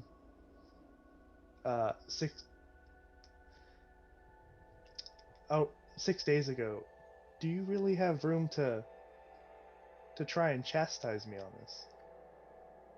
I understand what happened that night, but there was a reason for it. Rachel was trying to get Nori to have a reaction to figure shit out. And from where I No. stand, there's a reason for this. It's a petty reason. Again, high elf. They tend to be very petty. I was born in Artemir. I've seen the pettiness of high elves. Saren, just why? He did one weird thing to you months ago. Well, you guys don't even know about the cuddling session. It wasn't Oh, that I don't? long ago. No, But no, no, we woke no up one and would know. we woke up and we kind of went downstairs, and Saren ate it down the stairs. So, but Kaporin just waves his arms like it don't matter, just whatever, and just rides in front at quite a distance in front of everyone, but enough to hear them if they called for him. Yeah, Bryn's out to just say something. So it just sounds like Kaporin, she's gonna make sure you're listening. Stop bugging Saren for he'll bug them. And Saren, please don't shoot at him randomly, for God's sake. If it makes you feel better, there's a much stronger spell I could have used. Oh, I understand that, and I hope you understand if you used that spell, you would be on the floor and the book would be in my hand.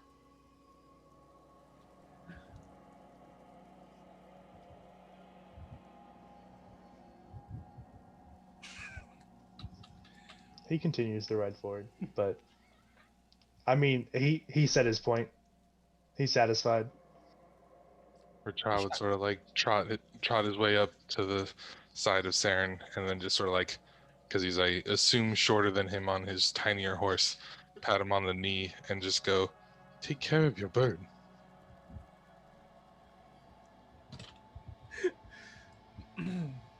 I mean, that could be taken literally, actually, in this case. I thought he was going to offer him fish. He's like, cook this with your firebolt. Help. Yeah. Saren's not sure what to make of that one, so he's just gonna give a slow nod, but All right. So, any conversations before you guys make it to the beachhead? All right. So, you guys take the next few hours sort of silently. Everything that's needs to have been said has been said already. And you just continue westward, eventually hitting the beachhead and knowing to move south. You guys travel for about another half hour, 45 minutes before you start to see this giant cliff kind of cut over the water and almost kind of like Nightmare Before Christmas, the hill in the graveyard.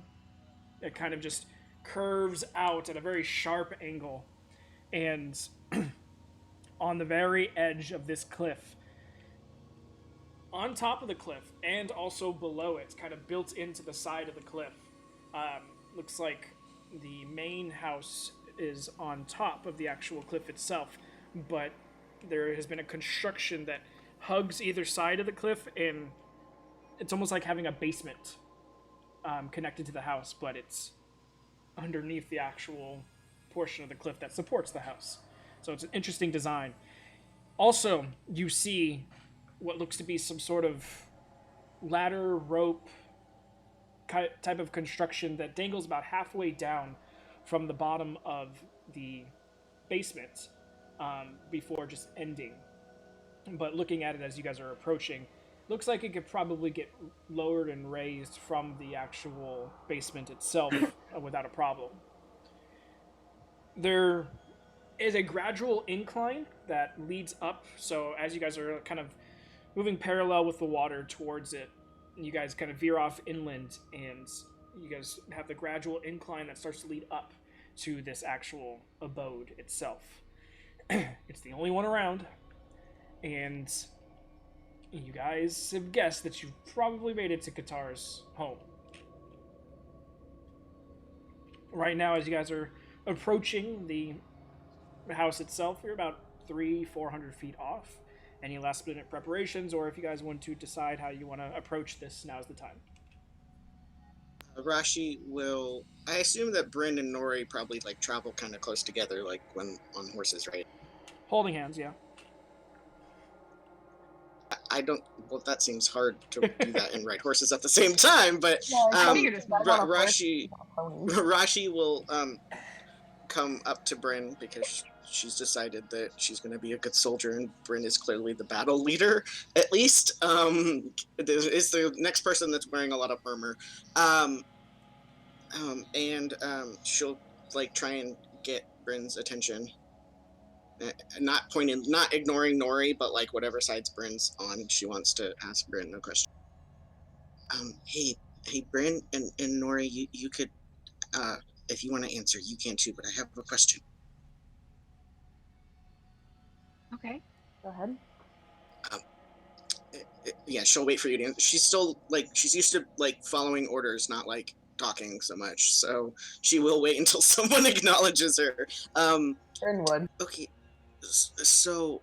so I have a spell called Thaumaturgy, and you've seen me use it before. One of the things I can do is make my voice really loud, and I'm wondering if I cast that now and make my voice louder, and we announce ourselves and say like, "We request to speak with you" or something. If that might be a good way to get Qatar's attention.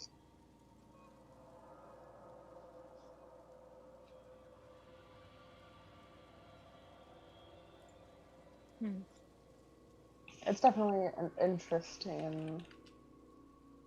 It's definitely an option.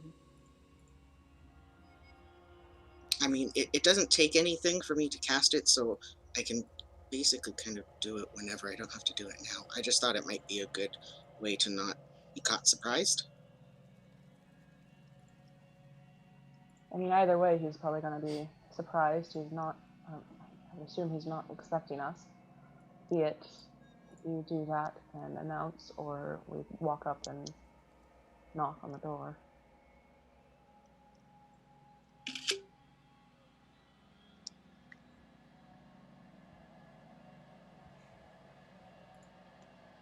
I'm not overly sure what the best course of action here is, because he could take the loud voice as a threat, or he could take us barging in as a threat. So either way, it's dicey.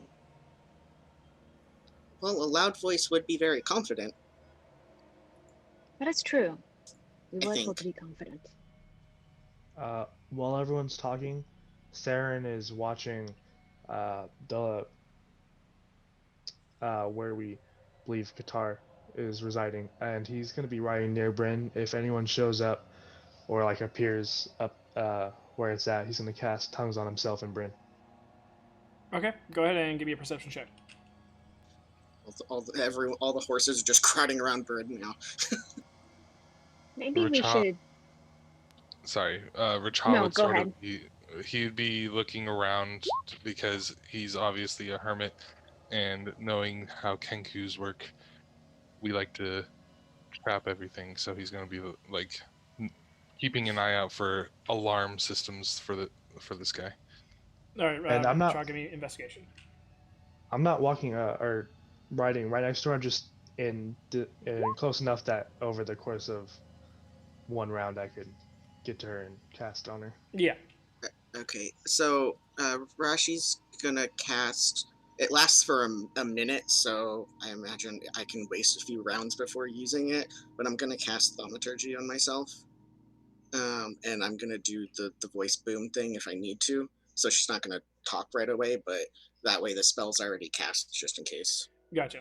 And Richaw, looking around, it doesn't. I mean, it's pretty barren up here on this cliff. It's not like there's any rocky outcroppings or anything like that that are, possible venues to hide traps in. It's very sheer, very windswept. Um, Small little bushes, but like even those don't really get higher than 6-7 inches off the ground. And they're very sparse, dense, like hardy vegetation, but they don't have a lot of density to them.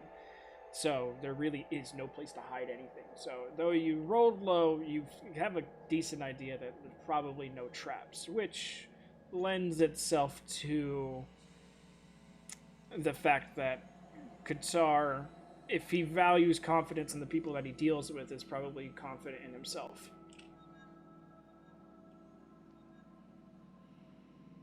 Person who believes he is strong doesn't feel like he needs traps. All right then, I'm going to. Can I touch? Because this range of the spell is touch Racha, Saren, and Bryn, or should we just like all hop on off our horses? I just want to see Nori like standing on her pony, putting a foot on Saren, and then either hand on Bryn, like just like trying to like pirouette and touch the people she needs to touch for this. I would Playing absolutely Twister fall on off and top of a break horse. something. So I'll just wait till we get off our horses. Yeah, it's probably easier to get off your horse than all hands in type of situation. Getting up there though, thinking about what Rashi was saying. Rashi, I'm not sure if announcing this is quite the best option. I feel like it might come across as not the Threatening? yeah, Less just more of a if we demand it, then hopefully he will less talk out to us. less confidence and more confrontational. Maybe, yes. But it was a good idea.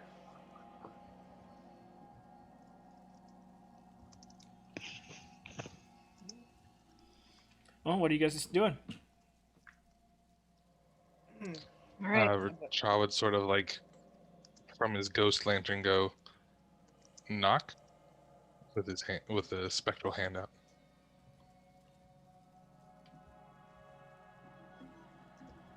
Yes, assuming we're gonna knock.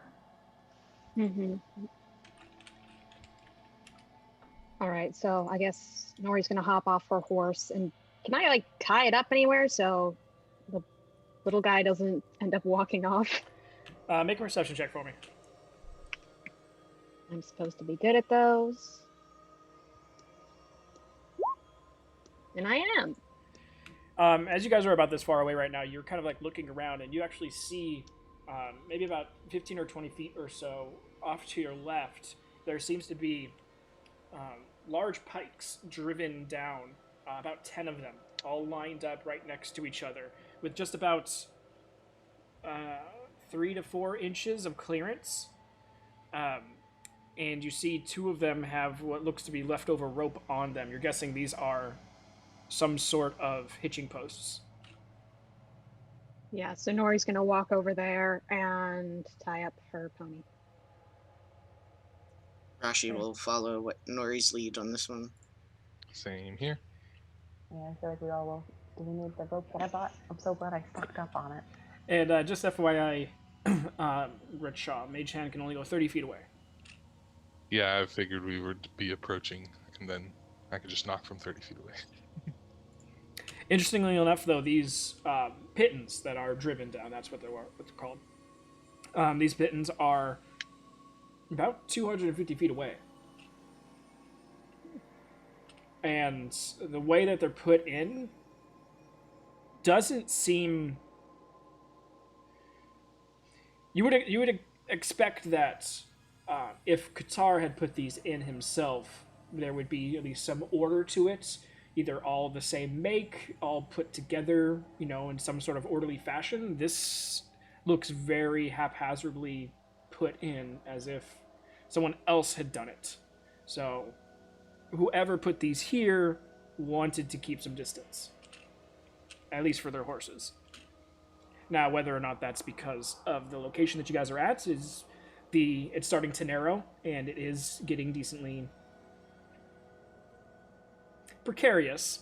Right now, from 200 feet out from the actual house itself, you're looking at about 150 feet across worth of land, and it starts to narrow and narrow as the closer you get to the house. The house itself looks to be about 60 to 70 feet wide. And unfortunately, you can't see the actual tip of the cliff because the house is built around it, so you're not sure if it comes out to a point, if it comes out to like a flat shelf, or what it does, but you're not going to have a whole lot of room if anything happens.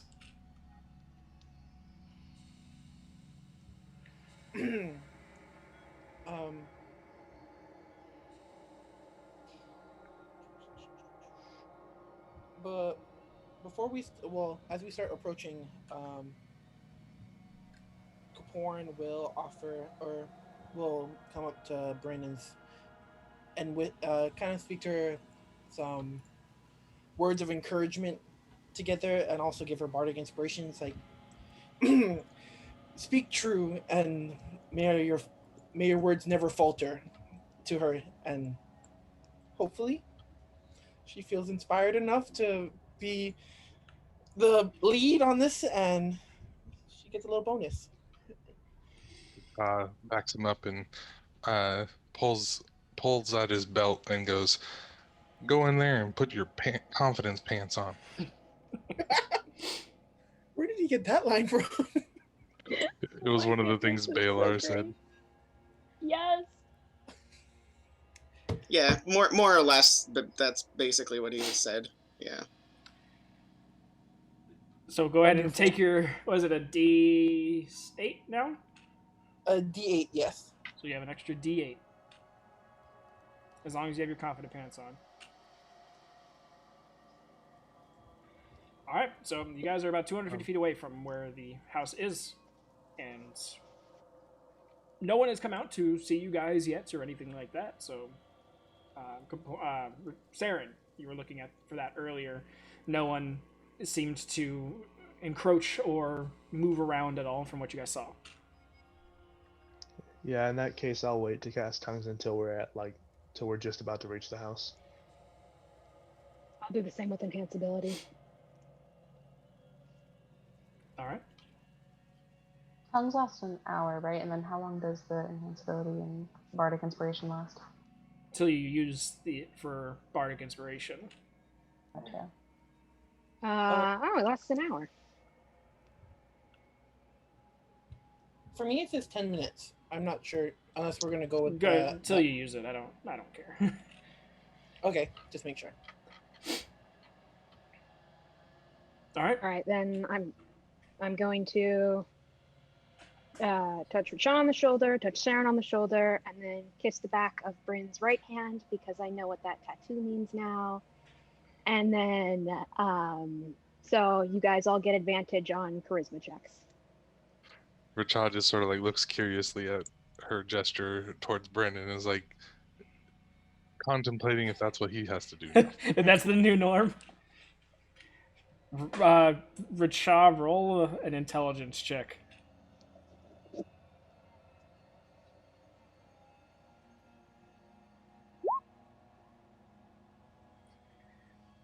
I mean, she didn't say no. She didn't pull away I from it. I really wanted it to be a 3, but sure. I mean, you get that she's probably not going to expect it from you, but she didn't pull away from it, so maybe she's cool with it. All right, so how's it going? How are we doing this? Going up Upward? the Well, I think Brendan and Saren should probably go first if we're putting in order because they're the two we sort of designated as like lead speakers. I agree with that. And then Rachel's using his little mage hand thing to knock on the door, so I'm assuming he'd be behind us. You said there was a ladder coming out of the basement area. Is that still hanging halfway up, or is it all the way on the ground? No, it's only hanging about halfway down. Well, first I think we definitely need to either get this ladder down or... Well, that's leading down to the beach underneath the cliff. Oh, I'm sorry. Yeah, misunderstood then. Yeah, you guys have gone up the cliff and are walking towards the front door. All right, I guess we approach. Richard seems very merry walking forward with his confidence pants on. They look just like his regular pants, but they're inside out. He's put his underwear on the outside like he's a superhero. There you go. He's Quail Man! Quail Man! Because he's a bird. He's a kinku. Quail Man. There we go, exactly. All right. And Captain Underpants is good too, but... So you guys approach the home. Getting to the front, it starts to narrow down. But as you guys reach the front door, who's knocking? Ghost hand. Yeah, Richard will knock at it from a distance, but sort of like be approaching still, because he wants to sort of relay the idea that he's not exactly scared to approach, but he's cautious about it, kind of thing. Yeah. Is the kind of air he's trying to give. So the ghost hand expends itself out from the lantern into the form of a hand as it starts to go up towards the door to knock on it, and then all of a sudden the spirit hand gets sucked back into the lantern. About 5 feet away from the door. Oh, I was gonna I do a little fist bump thing with it before it goes soaring off, but then that happens. Old-fashioned way it is.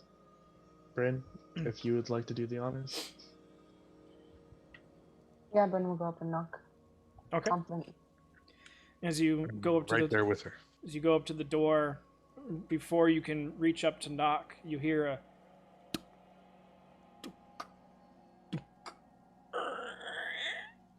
as the door opens, and you see kind of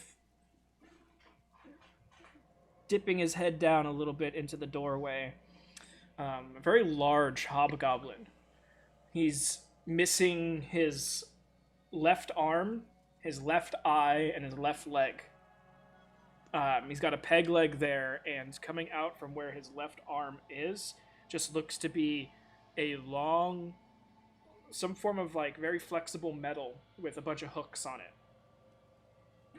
And where his eye was, you see what looks to be giant circles around the side of his face, and just an empty cavity where his left eye would be. And looks like one of these circles was like directly over his eye. Racha instinctually says, one eye. Kind of looks at you, just dead face Bryn, as you're now only like 4 feet away from him. And his head probably is about yours and a half, so about an extra 50%. And just goes, "Oh, you're all new visitors." Kind of turns his head and looks down at Racha and then over your shoulder to the rest of the group. "Oh, you're all new. Interesting. Which one of you felt it right to come at my place with a bit of magic?" Racha just waves at him. "Well, I would suggest on not doing that again if you feel like leaving here in one piece. But to be fair, I haven't had me lunch yet."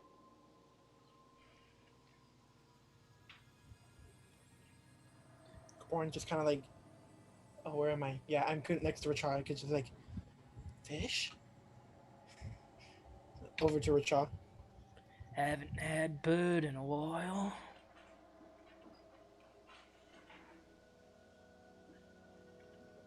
He just sort of looks up and is like, hurt people that way. "Hurt people everywhere, young one. What can I do for you all?" We were hoping we could have a conversation. Sorry that you didn't get to lunch quite yet. Hopefully we can help you with that situation. The bird, actually. Maybe you can.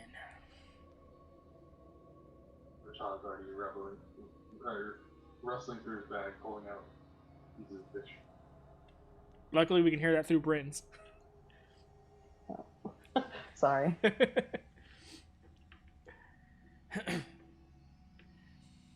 All right. A bit of business before dinner, lunch, breakfast. I feel I could probably make quite a few meals out of you all.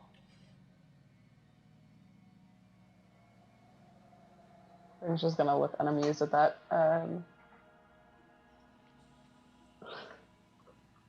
No, hopefully we can just do the business and make lunch out of something else. Kind of gives you a crooked smile where the left half of his face doesn't move. And so you just see in the right half kind of cringe up into a smile, and it's very awkward not seeing any of the facial muscles move on the left side. "So, I guess I've got to repeat myself. What can I do for you?" Yes. We need some information, and you're one of the only people that we've been told would know it.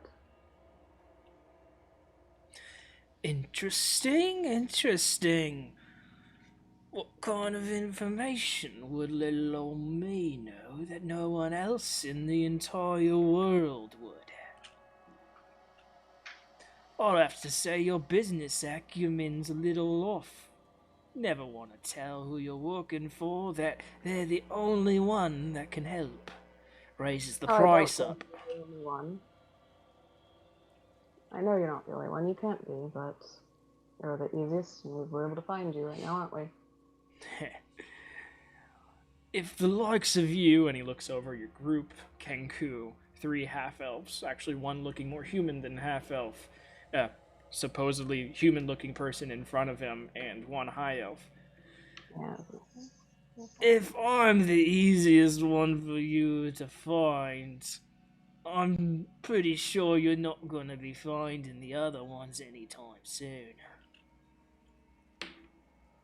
But please, enlighten me with the information you feel you need.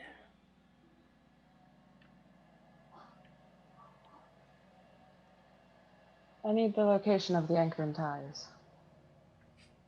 Oh, you're really just going straight for the jugular, aren't you? Well, you seem like a straightforward man. Oh, I can appreciate a little bit of verbal combatancy every once in a while, but I'm not gonna lie, I like it straight to the point sometimes, just like I like my liquor.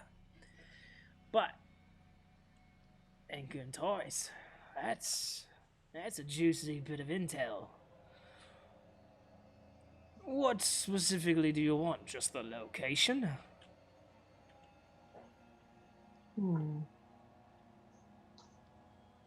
Oh, it's definitely a start.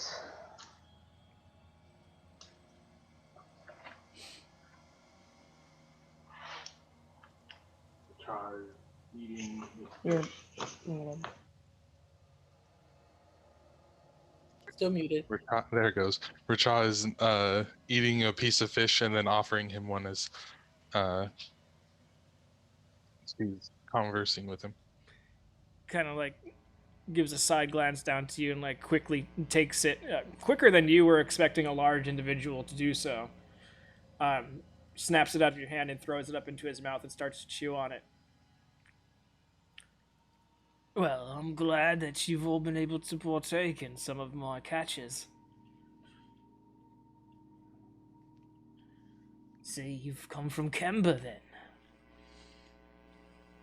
I accidentally rolled that. You can ignore that. He'd actually say, "Ooh, fascinating."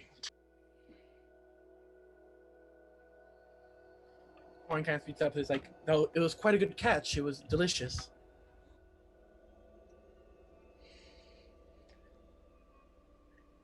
It's all right, big one.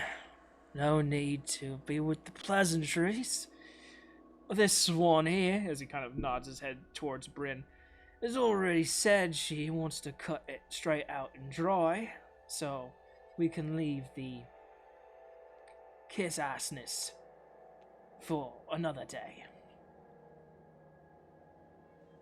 He kind of like starts to move forward and pushes away, and you guys all kind of instinctually take a step back as he starts to move out and close the door behind him. He now kind of stands out and fully stretches his back and neck, and you see that he sits roughly about 7 feet tall.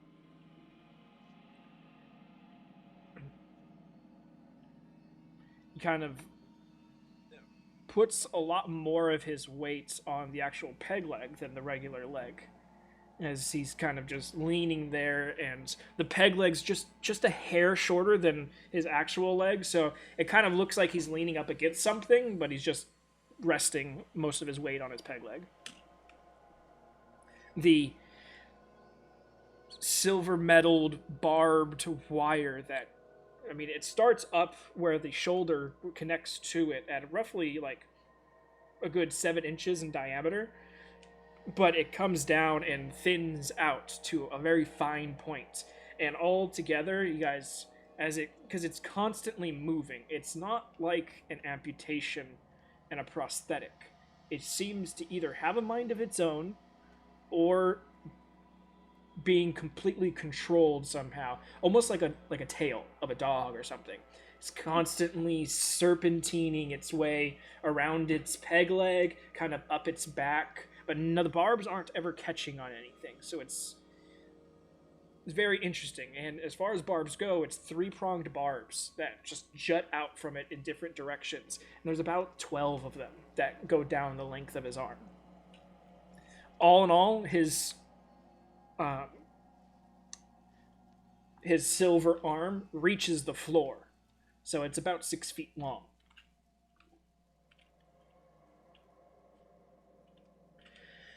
Alright, so you want to know where they're at? What else do you want to know? Drives my price a little bit.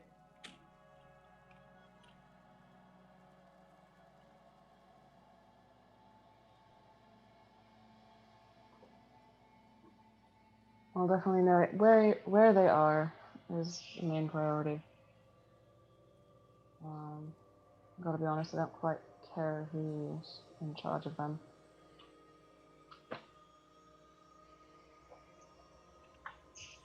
So, you're just here to find out where they reside, where they're at, where they move to, what kind of cartographical information do you really want? I need to know their current location.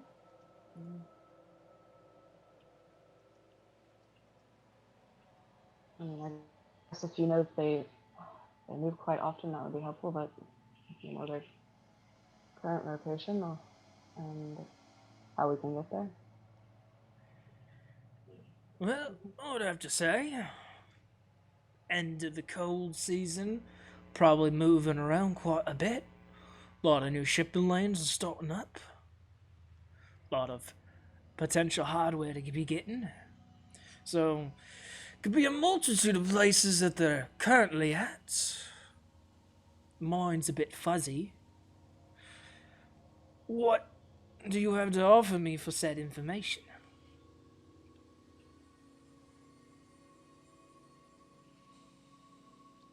What's your price? Well, for information on the anchors and ties and their current whereabouts, I mean... let's be frank. I am one of the few people in the world that's gonna be able to give you that information. They're a snickety kind of bunch. Like to move around. They have different ways of moving around too, not just on ships. A lot stronger than most people give them credit for, but to be fair, they only show about 1/10 of their power on any given day. Although I've heard recently that they've been showing a little bit more. I hate to get on their bad side, I do.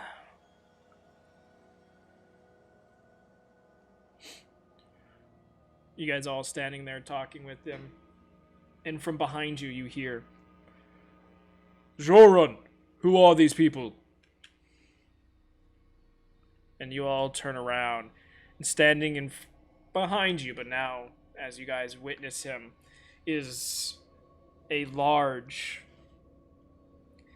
Nori, you're getting a kind of instant flashback vibe to Kazariak, as a large half-Goliath, half-Triton individual stands in front of you. Long green hair kind of going all the way down to about his waist. No shirt, holding what seems to be 2 different satchels of either items. You're not sure what's in them, but they're very about 3 feet long a piece, and they are full of stuff. He's dripping wet, and he kind of just stands there looking at you all, and he sits about 9.5 feet tall. What was Rachad. the name he said? And he said Zrorun. Zrorun. Rachad would turn around and just go, "Aye, Skipper." I keep pressing my Discord. Push to talk button. Zoran, your catch, was it? Oh, it's my catch. I like to do a lot of the fishing around here. Don't worry, boss. Just a couple people looking for some information. Haven't sussed out yet exactly how much to trade said information for, but if you feel like dealing with them, so be it. Just so I get this straight, the guy who just walked up behind us has called the guy that's in front of us a different name. Correct. Okay.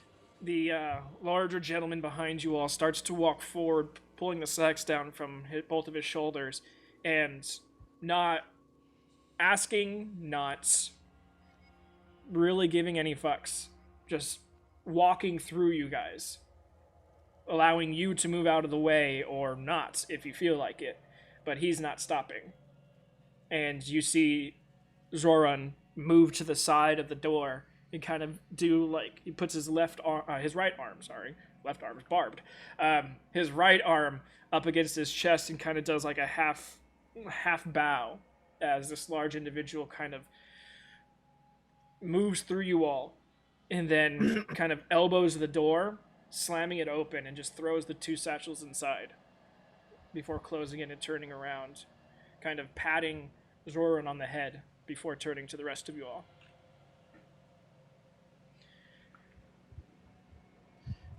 Rachel would offer him some fish. He just kind of puts up his hand like as a no, and you see that his hand probably reaches a foot long. His hand's a foot long. Yeah. You said he was half Goliath, half Triton? Correct. Oh my lord, okay. You know what they say about big hands? Can knock you out pretty easily. Yes. You ordered death, right? We're out of cake and chicken, so you have death. That's it. Kaporin, looking up at this now hunk of a guy standing in front of him, I would assume you're Qatar then. That hunk of a guy would destroy you, literally. Orin's been told that he bends quite nicely. Yeah, but he literally would rip you a new one. Yeah, that's true. Yes, I am Qatar.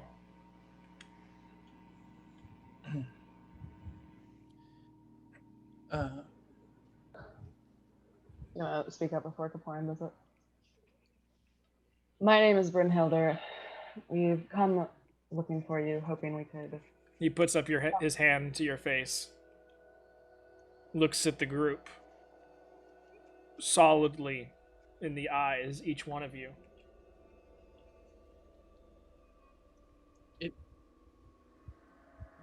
He points to Nori, and he points to Richa. Can I make a perception check to see if he's got a shard on him? Sure, go ahead. Richard just sort of, when he points at him, squints his eyes and waves. Nori just kind of tilts her head. From what you can see on his person, and like I said, his upper half is completely exposed. You don't see any shard or any jewelry that holds a shard or anything like that. But he points at you two. I know you two. Do you? You have a bounty on your head.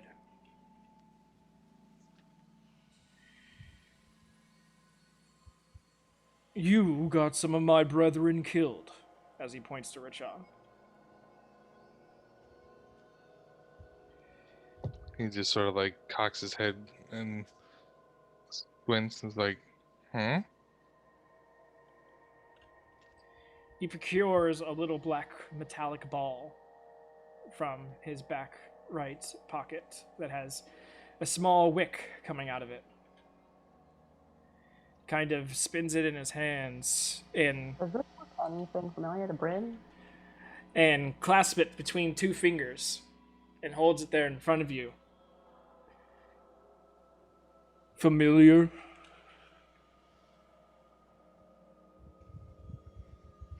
Racha would have never actually seen that, would he? I don't think he would have. It's the bomb It's that the bomb from the room. had. Yeah, but I wasn't in the room. It was only Bren in the room. Weren't you? Yeah, you were there when you were getting chased by the two assassins. Yeah, but I didn't see any of those bombs. He I doesn't know was that. just on my way out. Yeah, he doesn't know that. But so yeah, Racha would never have actually seen one of those bombs though before. So he like genuinely like shakes his head no, like no, it doesn't look familiar. Girls. If he would let me to, yeah. Yes, it does. To me, at least. So, you were saying multiple of you were the reasons my brethren are dead. No, saw a woman holding it. I got blasted out of the building because of Yeah. it. He kind of waves his hand. I don't want to hear half truths and mostly lies. I'm not interested in that. They're not part of my people anymore, so don't take too offense to it. Just letting you know I have some information about you two already. And you, little girl, have quite a bounty on your head. What? Zoran, for the Renferin girl, how much is the bounty up to? So last time I checked, it was nearing the top of 700 mithril. Quick question: does Saren recognize that name? No, because you would not know him as that. My name is not Ranfarin. I'm sorry, little one, you're... And he points to his neck. Kind of gives you away. Might want to wear a scarf or something. Possibly help with that. Yeah, I had the same thought. So, now that we have a little bit more information about one another, let's actually talk business, if business needs to be talked.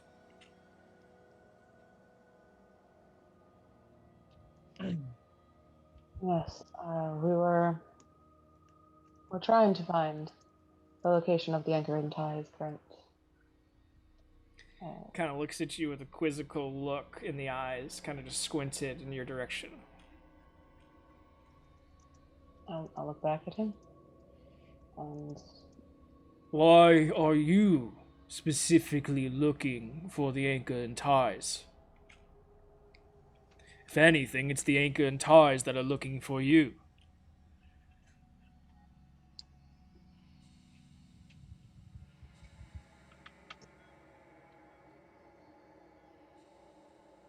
Makes sense you've come down to Jewel Rose. Your last location was somewhere in Cowan lands. interesting. I guess we're just trying to find them before they find us. I can appreciate wanting to go ahead long into the battle, but I can tell you now with your crew, it's not gonna be a battle that you come out with positively. So I ask again, what's the real reason you're looking for the Anchors and Ties? Not many people are suicidal, and there's much easier ways to die. Are we on his porch right now? You're Or like outside of his, yeah, like in the front area. if we were to do magic with the barrier that the hand hit be They're around standing us? up against the wall, so they're within the barrier, or at least what you know of. Okay, I just Racha would at this point uh do a minor illusion and conjure up a picture of Hihu from the last time he saw him, whenever that might be. And he's said, and he'll just sort of point towards it and anchor in tides. Hihu. And then points towards him. Friend. Well, I can tell you this for free. We have no bird people in the Anchor and Ties.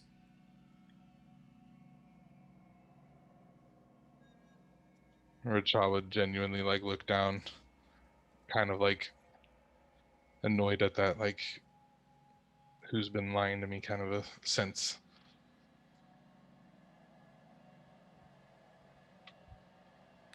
Now, as far as prisoners, I don't know, but they are not part of any cruise.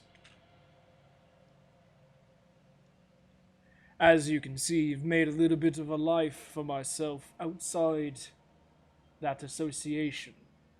I know many things, but I don't know about their exact day to day.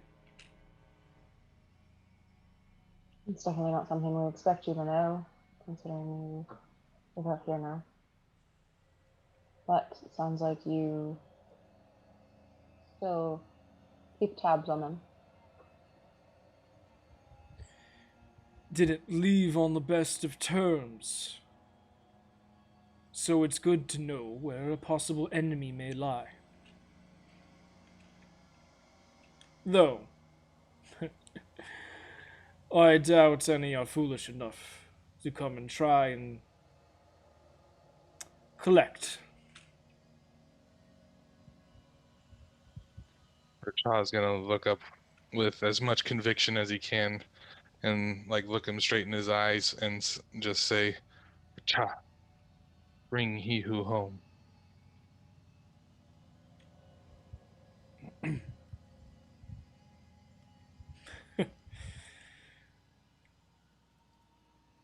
Good luck. If that's all. And he starts to turn. Sir, possibly talking about finding the Anchor and Ties, knowing exactly where they are right now for some trade. Well, why didn't they get to that sooner? Turns back around. What do you have to trade for this information?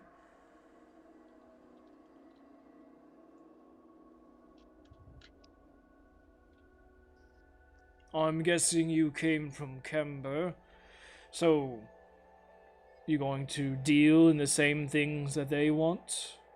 Mithril? No, we don't have that. But we do have money, and we have equipment that might interest you. You see, you run into two problems now. Your first problem is, obviously, coming up with payments for this information. Second is coming up with payments to stop us from giving, and he looks at you, Nori, your information. And if you don't deal in mithril, well, kind of like looks around. Well, I doubt you're carrying the right amount of trillium to pay.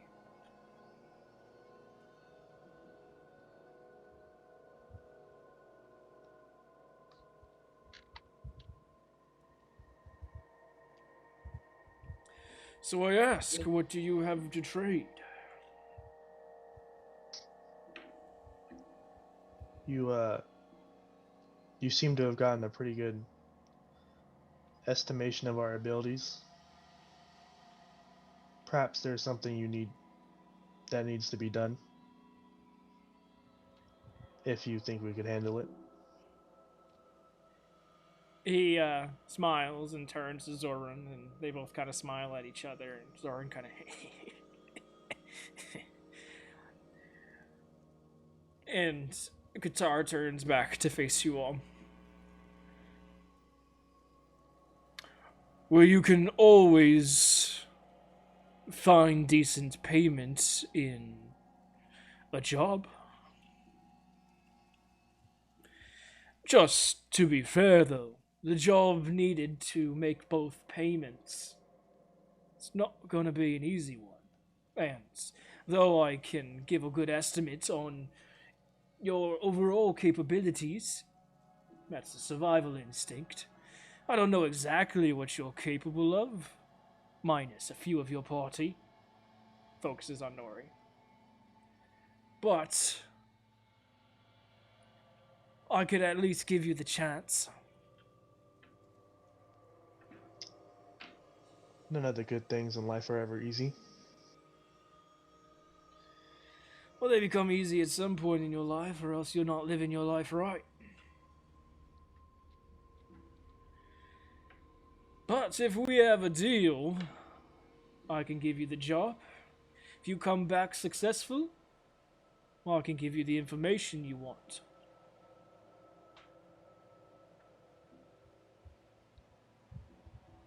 Seems fair enough. Kind of just extends his hand out to whoever wants to shake it. Warren will. Well, if Bryn doesn't do it, Saren's gonna go for it. Okay. We're not going to be told what this job is. Don't think we have much of a choice here, Bryn. Call it reclamation.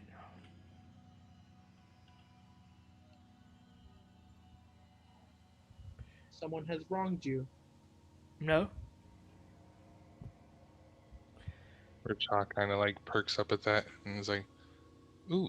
And then he goes and reaches into his bag and pulls out that treasure chest that he found way back with the acid vial still in it. And he's like, bit of a down payment. What is that antique? He'll just sort of shrug at it and like, oh. He kind of, his whole hand overlaps and completely grasps your hand and wrist, Saren, as he gives it one firm shake. Go ahead and make a con save.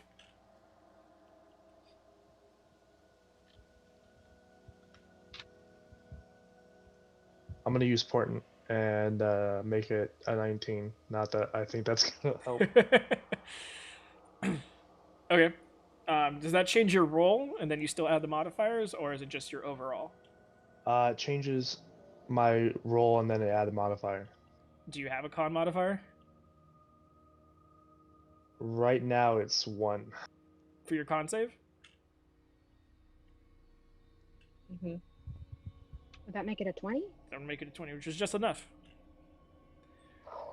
You do not fall to the ground as he shakes your arm violently. I don't get back to my +2 until another 2 days. But yes, just the sheer force of him almost kind of pulls you off your feet, but you're able to kind of like slide your feet apart and hold yourself there as he kind of finishes the single shake.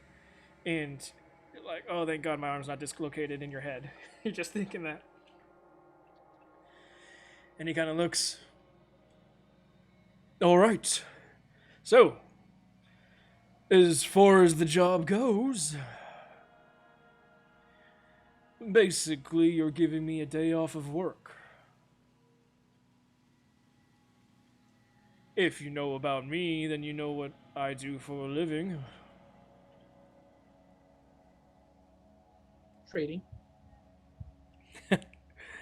Reclamation, son. Reclamation. Artifact hunting. Kind of puts his finger to his nose and points to your child. Well, I hope you all can swim.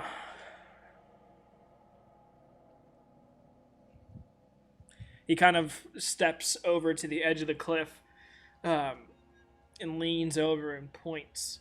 And as he points out into the ocean, you see far off, just slightly breaking the horizon, what looks to be one half of a ship pointing directly up from the water. Seems to have either split apart, capsized, or embedded itself in some sort of rock. But he points to it and says, "That's my job for tomorrow. Now, your job." Any specific quarry where you should be looking for on the ship, or anything will do?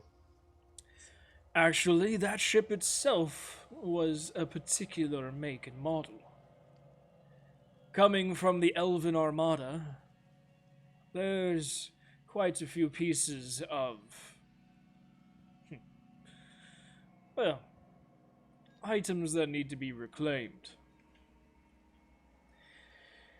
From this distance out, can we tell if this is the one that Nori sank?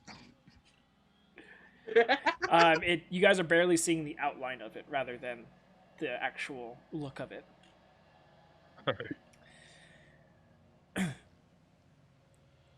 On the Totally ship forgot. itself, there are, and he kind of like pulls out a piece of paper and between fingers on one hand kind of starts to read off. 13 swords that need to be recovered. 5 pieces of full plate armor. 4 glaives. 3 boxes. Smaller than a bread box. Sealed magically. Then you need to get access to the commander's quarters. That should be fun. I wasn't told what's stopping entry into it. In the commander's quarters, there should be 10 scrolls, a specific dagger that never left his desk, and under the floorboards, under the rug, secret compartment that houses a skull, 1 scroll, and I'll let you take this however you see fit. A small bundle of something priceless.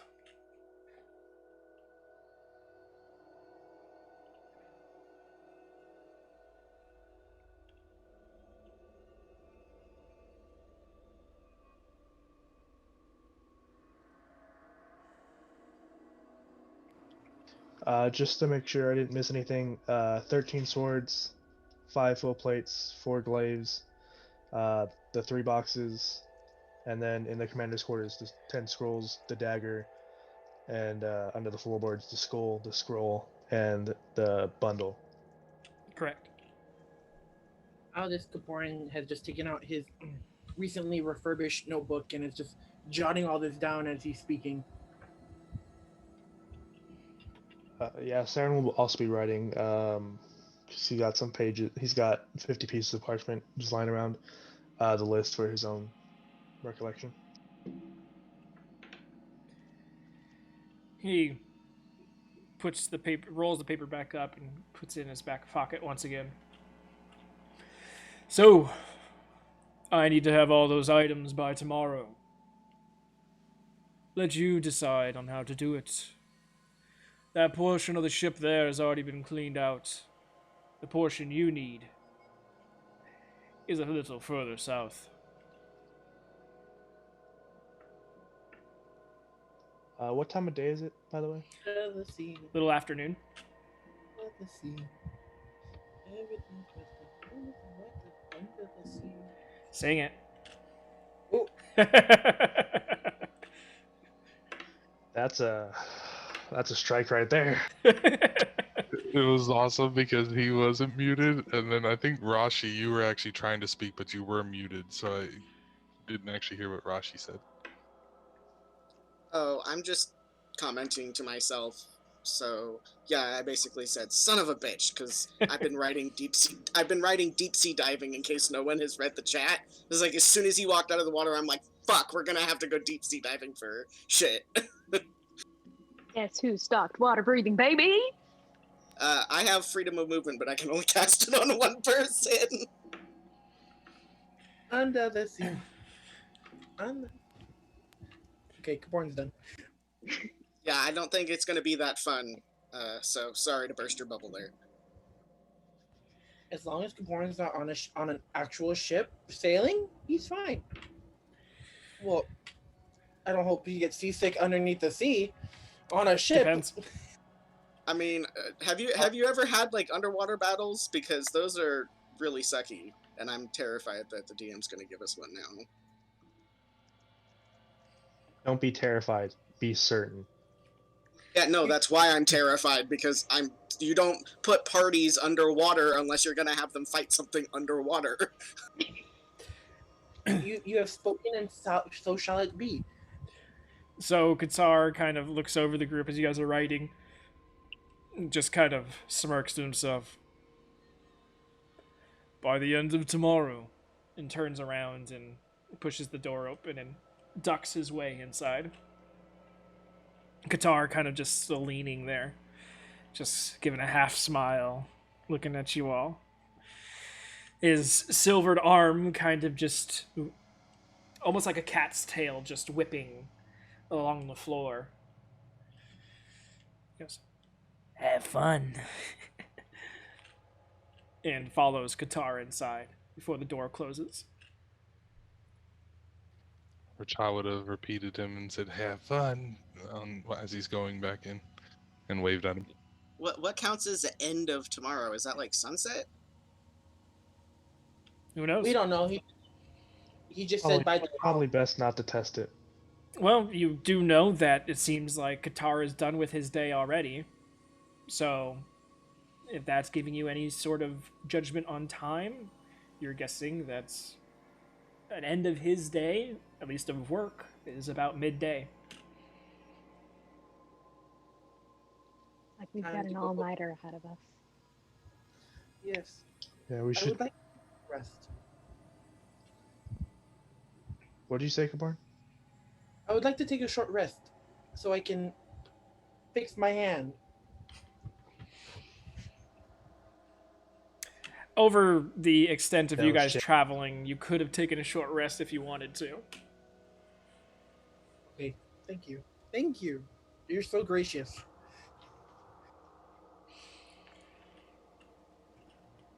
So you guys have gotten your marching orders. Doesn't seem like they're in the mood for any more talk. And, well, what do you guys want to do? We may want to get moving. We likely don't have much time to waste.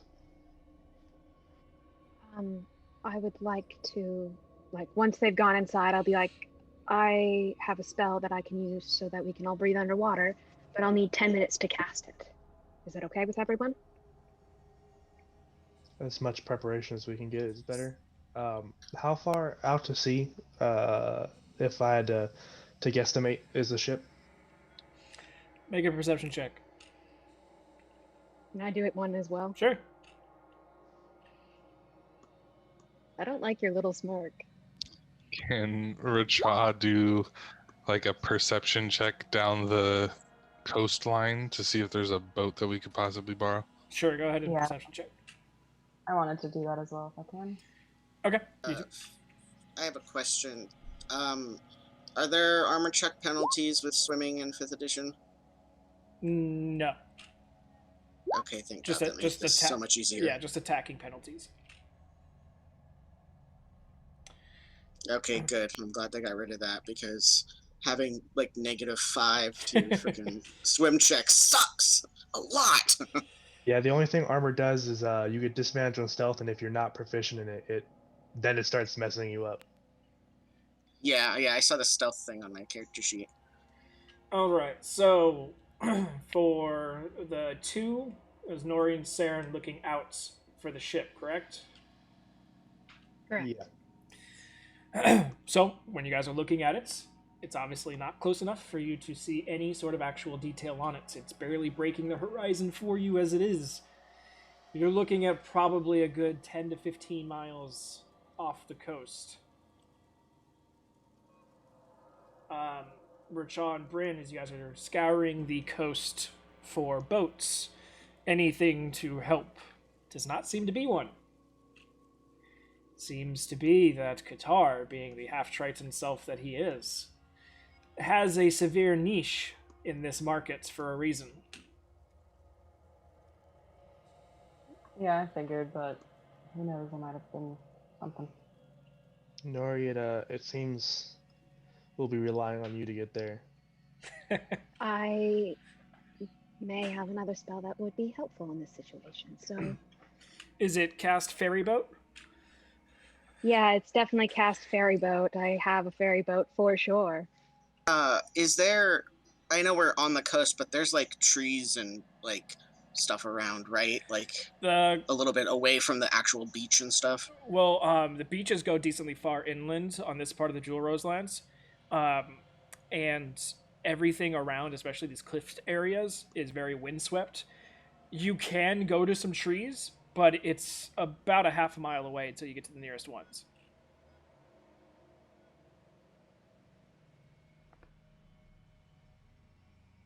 So that would be like a 30-minute journey on the horses, but it is a ways away. It's not like readily available. How long does conjure animals last, Nori? 1 hour. Yeah, I'm just checking to see if there's one where I can get all of us. And it can fly. I think we can do giant. What challenge? Giant owls. I'm just not sure how much they can carry. Let me look it up. It's the same as a horse, I'm pretty sure.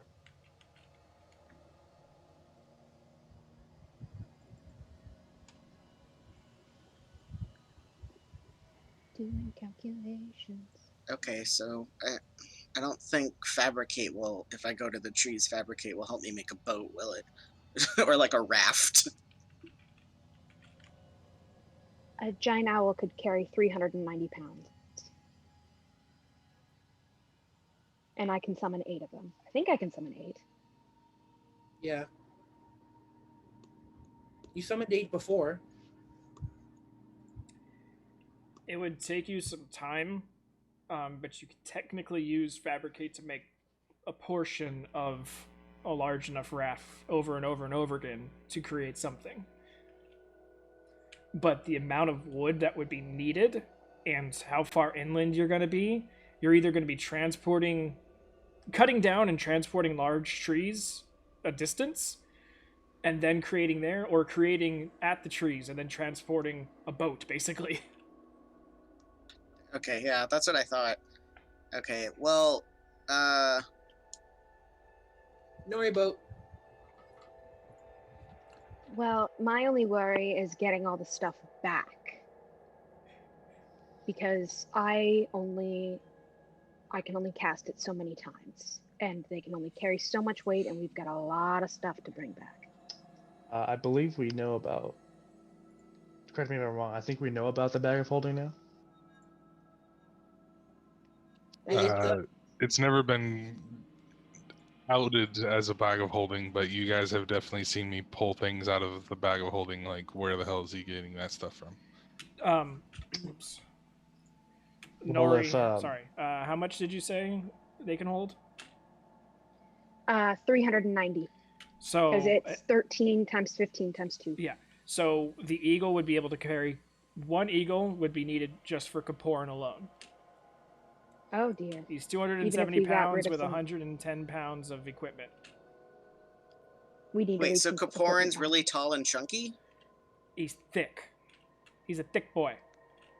Okay, so thick pony makes a lot more sense now. Okay.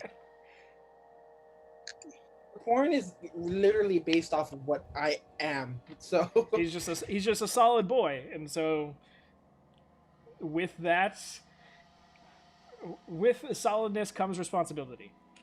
Okay, so that's really weird that you're a bard then. He was not a bard for the Give longest time. Yeah, Bard's very recent. Given Saren's arcane knowledge and what I've seen where Chaw pull out of the bag and how much money I know he spent, would I know? Would I make the connection to a bag of holding?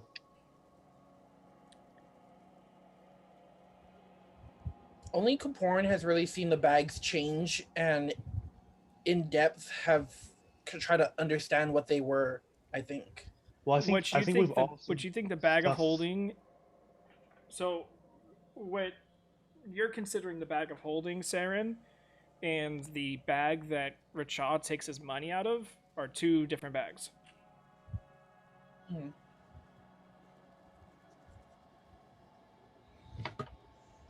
Okay. Then said Saren, will say, well, it may be difficult, but I don't see us having much choice here. My suggestion is to leave a lot of our gear here. Because otherwise, the things I can summon are strong enough to carry us, sure, but not strong enough to carry us and everything we have. Nori, give me an intelligence check.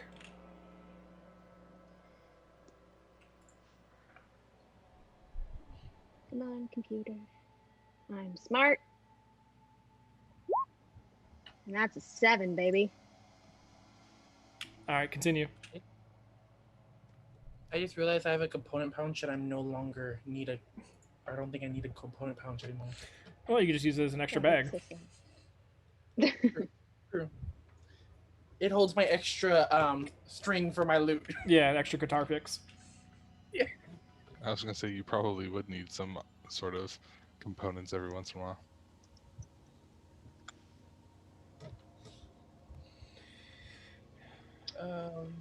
I agree with Nori. I was gonna suggest leaving like armor here because that's probably the heaviest thing most of us have. I think leaving spare weapons behind is definitely a good idea, but I think if something dangerous is on that ship, that for those of us who use it, we definitely don't want to leave behind our armor. So I suggest keeping our armor, but getting rid of extraneous things like any. I'm drawing a blank because it's 2 a.m. and I'm tired. Just anything extra that we really don't need, extra weapons, extra rations, any of that needs to stay on the beach. Will people steal it? I don't think many people that come this way, being so close to Qatar's house, probably steal from anywhere around him. That's true. We shouldn't leave it on the ground, though. Perhaps we should bury it. Or What Cha would sort of like set the bag down on the floor and just go. It can hold up to 7 people comfortably. Wait, what? That doesn't make sense, Richa. Richa, is this the magical bag that you keep pulling random crud out of?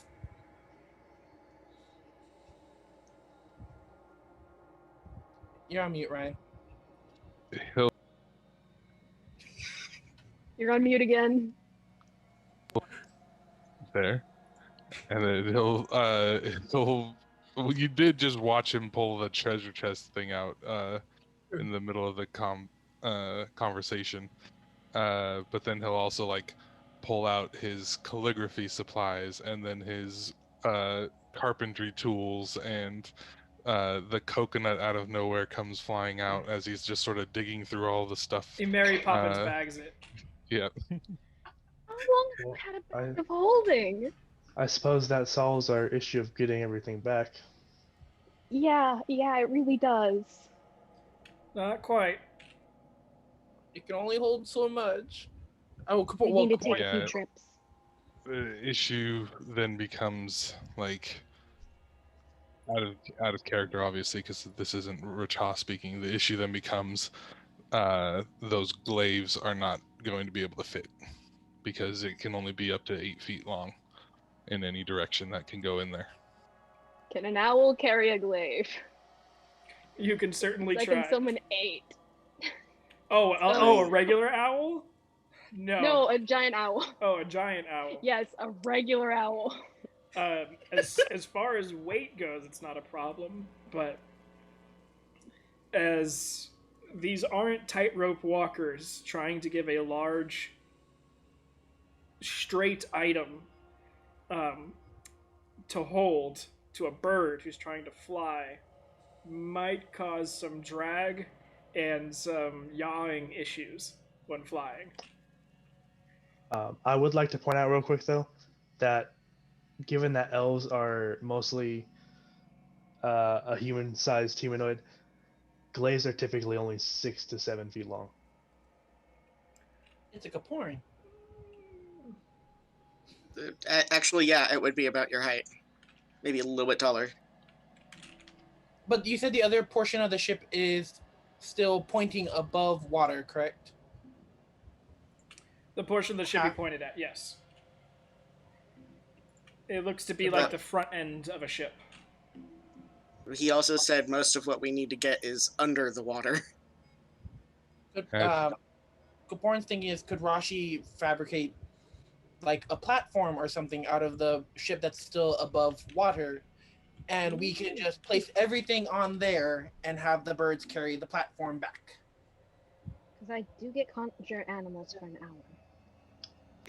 Can you conjure water animals that, like, you know, maybe they're not carrying a precarious but platform with a bunch of sharp metal objects, like they could just like swim with it like under the water and like drag it back across the water maybe? And glaives are longer than 8 feet. Yeah, I was going to say the glaives fall under the reach rule, which means they can reach up to 10 feet away from you. So they have to at least be up to able to reach. And actual glaives are at least 8 feet long for the pole and about 2 feet long for the blade. Holy shit. The elven glaives and stuff are a little different. They're more like war glaives that are smaller and more short spear-like. No, you guys are right. I didn't read it all the way. It says pole. The pole arm of glaive is 6 to 7. Yeah, makes more sense. Wait, I think I'm misunderstanding. I'm misunderstanding a glaive. It's like a giant javelin, right? Glaive is a giant pole with a large blade on the end, kind of like almost like a battle axe sort of blade. Okay, so it's a javelin with a blade on the end. To an extent, yeah. Essentially, but it's strapping a long sword to the end of a pole. Okay, yeah, I was thinking of something different then. Okay, wow, that sucks. You said the ship was what, 13 to 15 miles out? Yeah. My concern with that plan, Rashi, is how fast can your owls travel, Nori? I believe their speed is 60 feet. Yeah, they have a fly speed of 60. We may have a bit of an issue getting there in time, so we probably shouldn't waste any unnecessary time with something that may or may not work. What do you mean? You don't know if something works until you try it. Well, the ship is really far away. It's gonna take a lot of time to get there. How long do I think it would take, DM? Depending on the speed that you're going, obviously, depending on what you do, you might be slower or faster. But if you were to just giant eagle everyone over there, you're looking at about 3 hours. Yeah, I won't be able to do that then.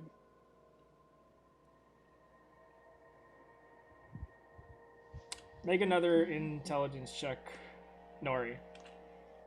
Oh dear. That's a 9. Continue on. Um. the- Oh, and by the way, If this, as far as glaives go, it is a pole arm, roughly 6 to 8 feet long for the pole arm, with the 2 foot blade on the end. That's not if it's a double-ended glaive either. So double-ended glaives can reach up to 15 feet long. fair point. But Which, if I'm saying it, that I- means probably some of them are. Yeah, that's basically it. Um. I mean, if anything, Kaporan's thinking, or out loud, just thinking, we can get to the ship. Washi may be able to build us a platform. If Nori has to rest while to re-get her, does a short rest fix that, Nori, or is that a long rest thing? I need long rests to get my spells back. So I don't think that'll be an issue if we have to finish this by the end of Qatar's day. We have 24 hours from now, but I think we should be on the ship as soon as possible. I would agree. So Also, well, sorry. Once we get our stuff, um, like I could potentially make a platform. We just need one for the long stuff. The rest of the stuff's going in the bag. We could potentially have someone or someone's on the platform too. I haven't tried it yet. How much do I know about the fabricate spell? You would not have much connection to it. The ones that did use fabricate, in as far as the elven lifestyle would be considered the lower people who were making things for everybody. So like the construction side of Artemir, but you know, it's not really something that's you go to Elven school for.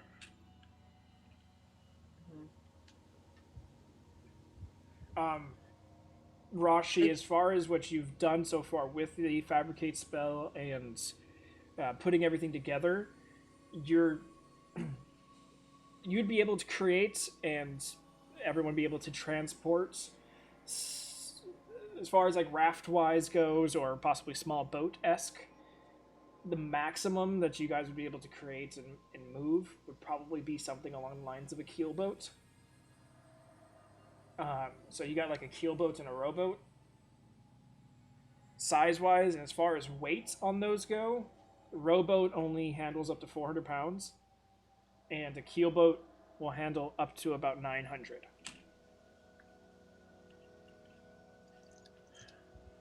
Out of character, how much does a regular glaive weigh? Regular glaive, you're looking at about like 25 pounds. Oh, double and ended. then we have us. Quick question. Yeah. Not that Saren would have spent a whole lot of time around there, but given that the ship is of elven make, from what he might have known from the ports, from where he's been, would he know if there are already like tugboats and rowboats or that would be on the ship if they survived whatever happened? Like little dinghies? Also, we really only have to worry about Kaporan since apparently he's the heaviest of us. I can also turn into a bird if need be. Yeah, A stronger one. I'm not Okay. sure if I would know or if they would have even survived, but I figured it was worth asking. As not so much just your elven heritage, but as far as all of you, because you've all been dealing with the elven armada recently. Um, this gives you a bit of information on it. At least even Skipper Ladash had detachable rowboats that were used for land boarding parties um, a few times. So you do know that especially larger ships will have some sort of rowboat that they constantly use, but they usually are attached on the sides of the boat. It's not like cruise liners where they fucking put them in the rafters and shit. This is like they're on the outside, and they're usually also lowered to decently above the waterline, but they're also used as a deterrent in case anything was trying to ram them. it's used as a bumper. So And I'd imagine because this ship obviously sank for whatever reason that the rowboats might conceivably not even be there yeah, they might be because used for surviving. they might have come, yeah, they might have come like ashore however long ago this boat sank. Yeah, without much information on the actual boat itself and how it got sunk, you're not entirely sure. It's a possibility, is what it is, but very unlikely one. I think That's all I was hoping for. from here, just we need to get out there and assess the situation when we get there. I agree. Saren, you said we could bury our stuff, but why don't we just put our things by the horses? Don't want to get them stolen. Well, that doesn't make the stuff any safer. Again, I don't think anyone's going to come around this area and steal things given the people we just talked to and how big and scary they are. There are always bigger and scary people out there. I'd prefer to be. I mean, it's all your stuff. I don't have anything I'm dropping, but so you could be as carefree as you want about it. But in my opinion, I think it'd be better to be safe. Kaporn just has a bunch of random crap that he doesn't care about, so. Rashi literally doesn't have like anything that's like even her rations aren't like a heavy weight. She literally has nothing but her armor, her weapon, and her shield. Those would be the heaviest things she has on her. Oh, by the way, Racha, you you have about 135 pounds of that fish left. So as far as weight limit in your bag of holding, you got to make sure you throw that in there. Yeah, I've been mostly doing the math on everything that's in there and stuff. And he's how much in terms of like weight could that chest fit that he has in there? Like inside. Yeah, like just because you said it was 10 by 6 by 15, so it's Yeah. not that big, obviously. But I'm No, I curious how mean much. it could. Like if you were to try and find the heaviest things and pack it in there, um, the heaviest stuff would actually be all those little magical items that you bought. It's actually my kits are the most heavy. You'd only be able to get one, either your carpenter's tools or your you have the leatherworker's tools, and yeah, only one would fit because it comes in its own like toolbox itself. Yeah, so Racha would like go back up towards the house, unassumingly, like he's not gonna bother them or anything, but he's basically gonna leave on the porch a bunch of stuff of all of his stuff that he's gonna do. I'll tell you what it is later. All right. So it sounds like none of us are gonna really drop anything. It's just really us gang out there. Nori, if you'll be able to, I think we need to get out to the boat and we'll assess our situation. Assess our situation better after we've arrived. Yes, I'm just worried because the owls won't get there fast enough. We'll lose the spell before we get to the boat. That could cause us damage falling into the water depending on how high we are. We don't have That to.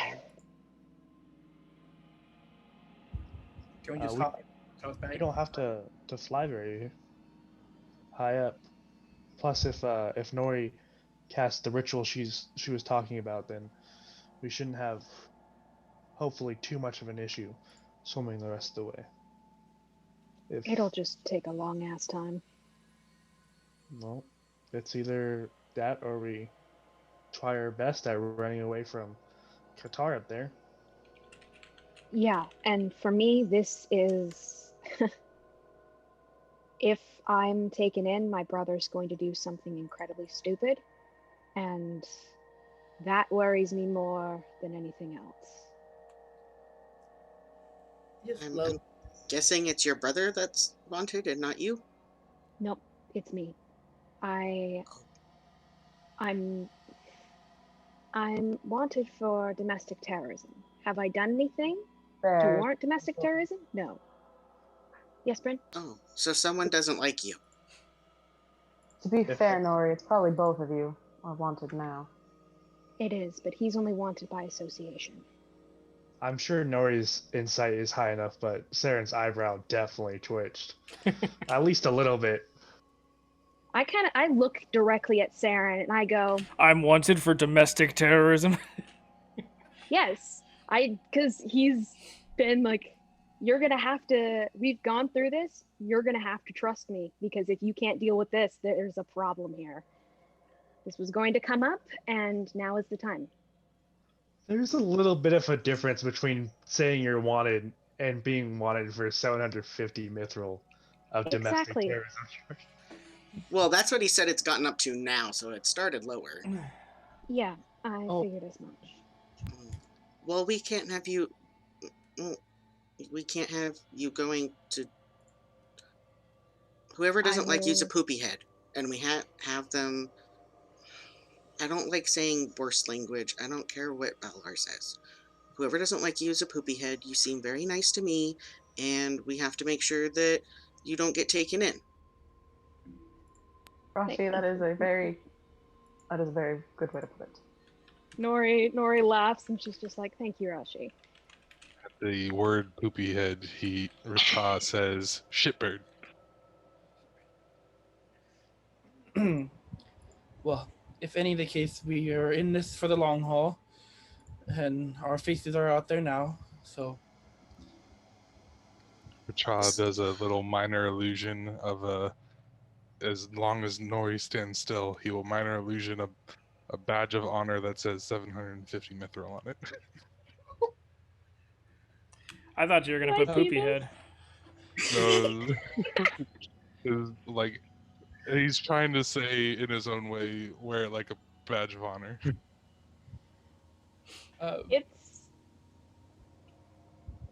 It's Yeah. honestly insane. Not what I was expecting from going out, leaving my mountain, but it is what happened. only half the adventure. Well, I didn't expect to find any of you just looking for my father. So weird stuff happens in the world. But I think we have a plan, right? I like Saren's idea of swimming closer to the water. That makes sense. I thought we would be high up. Yes. So if no magic is correct, she'll give us the ability to breathe underwater, and that lasts for 24 hours. Correct, Nori? Yes, water breathing will be 24 hours, but we're not we're not Tritons who are good at swimming. We will be significantly slower. Hopefully the owls will be able to get us there close enough then. Do I think that I could cast the spell, have the owls fly, and then when the spell ends, have us drop in the water, tread water, cast the spell again, and have them pick us up and fly more? You're not gonna be able to ritual cast it. I can't ritual cast that spell anyway. I'd be using a lot of slots. Yeah, if that's the case, then yeah, you'd be able to coordinate that. Who even? Sorry. No, and who knows? I mean, possibly as you get out there might be sandbars, small outcroppings that you can be placed on. Who knows? I mean, you can't really tell from here because by the end of the first hour, you'll be getting roughly 6 miles out. So, Do we don't even know if we actually need water breathing because you can swim on top of the water or not on top, but you can swim in the water with your head above it just fine, and you don't need to breathe the water at that point. So that's a secondary, right? We will be going underwater to go treasure hunting. Right, sorry. Yeah, water breathing is not concentration, I don't think. Nope, It's just 24 hours. And that one's a ritual. Yeah. So yeah, I mean that's the best plan right now is just water breathing. Nori, one more time. Give me an intelligence check. I'm not going to roll well. Bardic inspiration. Nori, you are the brainchild. Figure out a solution. Mal's so done with me. Okay. So that means I can roll a d8. Just don't roll a nat 1. Nope, it's not gonna help. It's not gonna help. You pre-jinxed yourself. I knew I am a bad roller. I'm sorry, but that's... Nori knows nothing. She's been distracted by the thought that she is worth 750 mithril. That's insane. Rashi, go ahead and give me We're all gonna a drown. intelligence check. Please. 1. Give Rashi Bardic. The suspense is Please.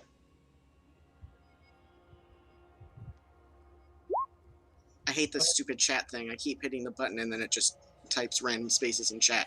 Okay, am I doing it with Bardic Inspiration or no? Because I'd like to roll. just roll an intelligence check.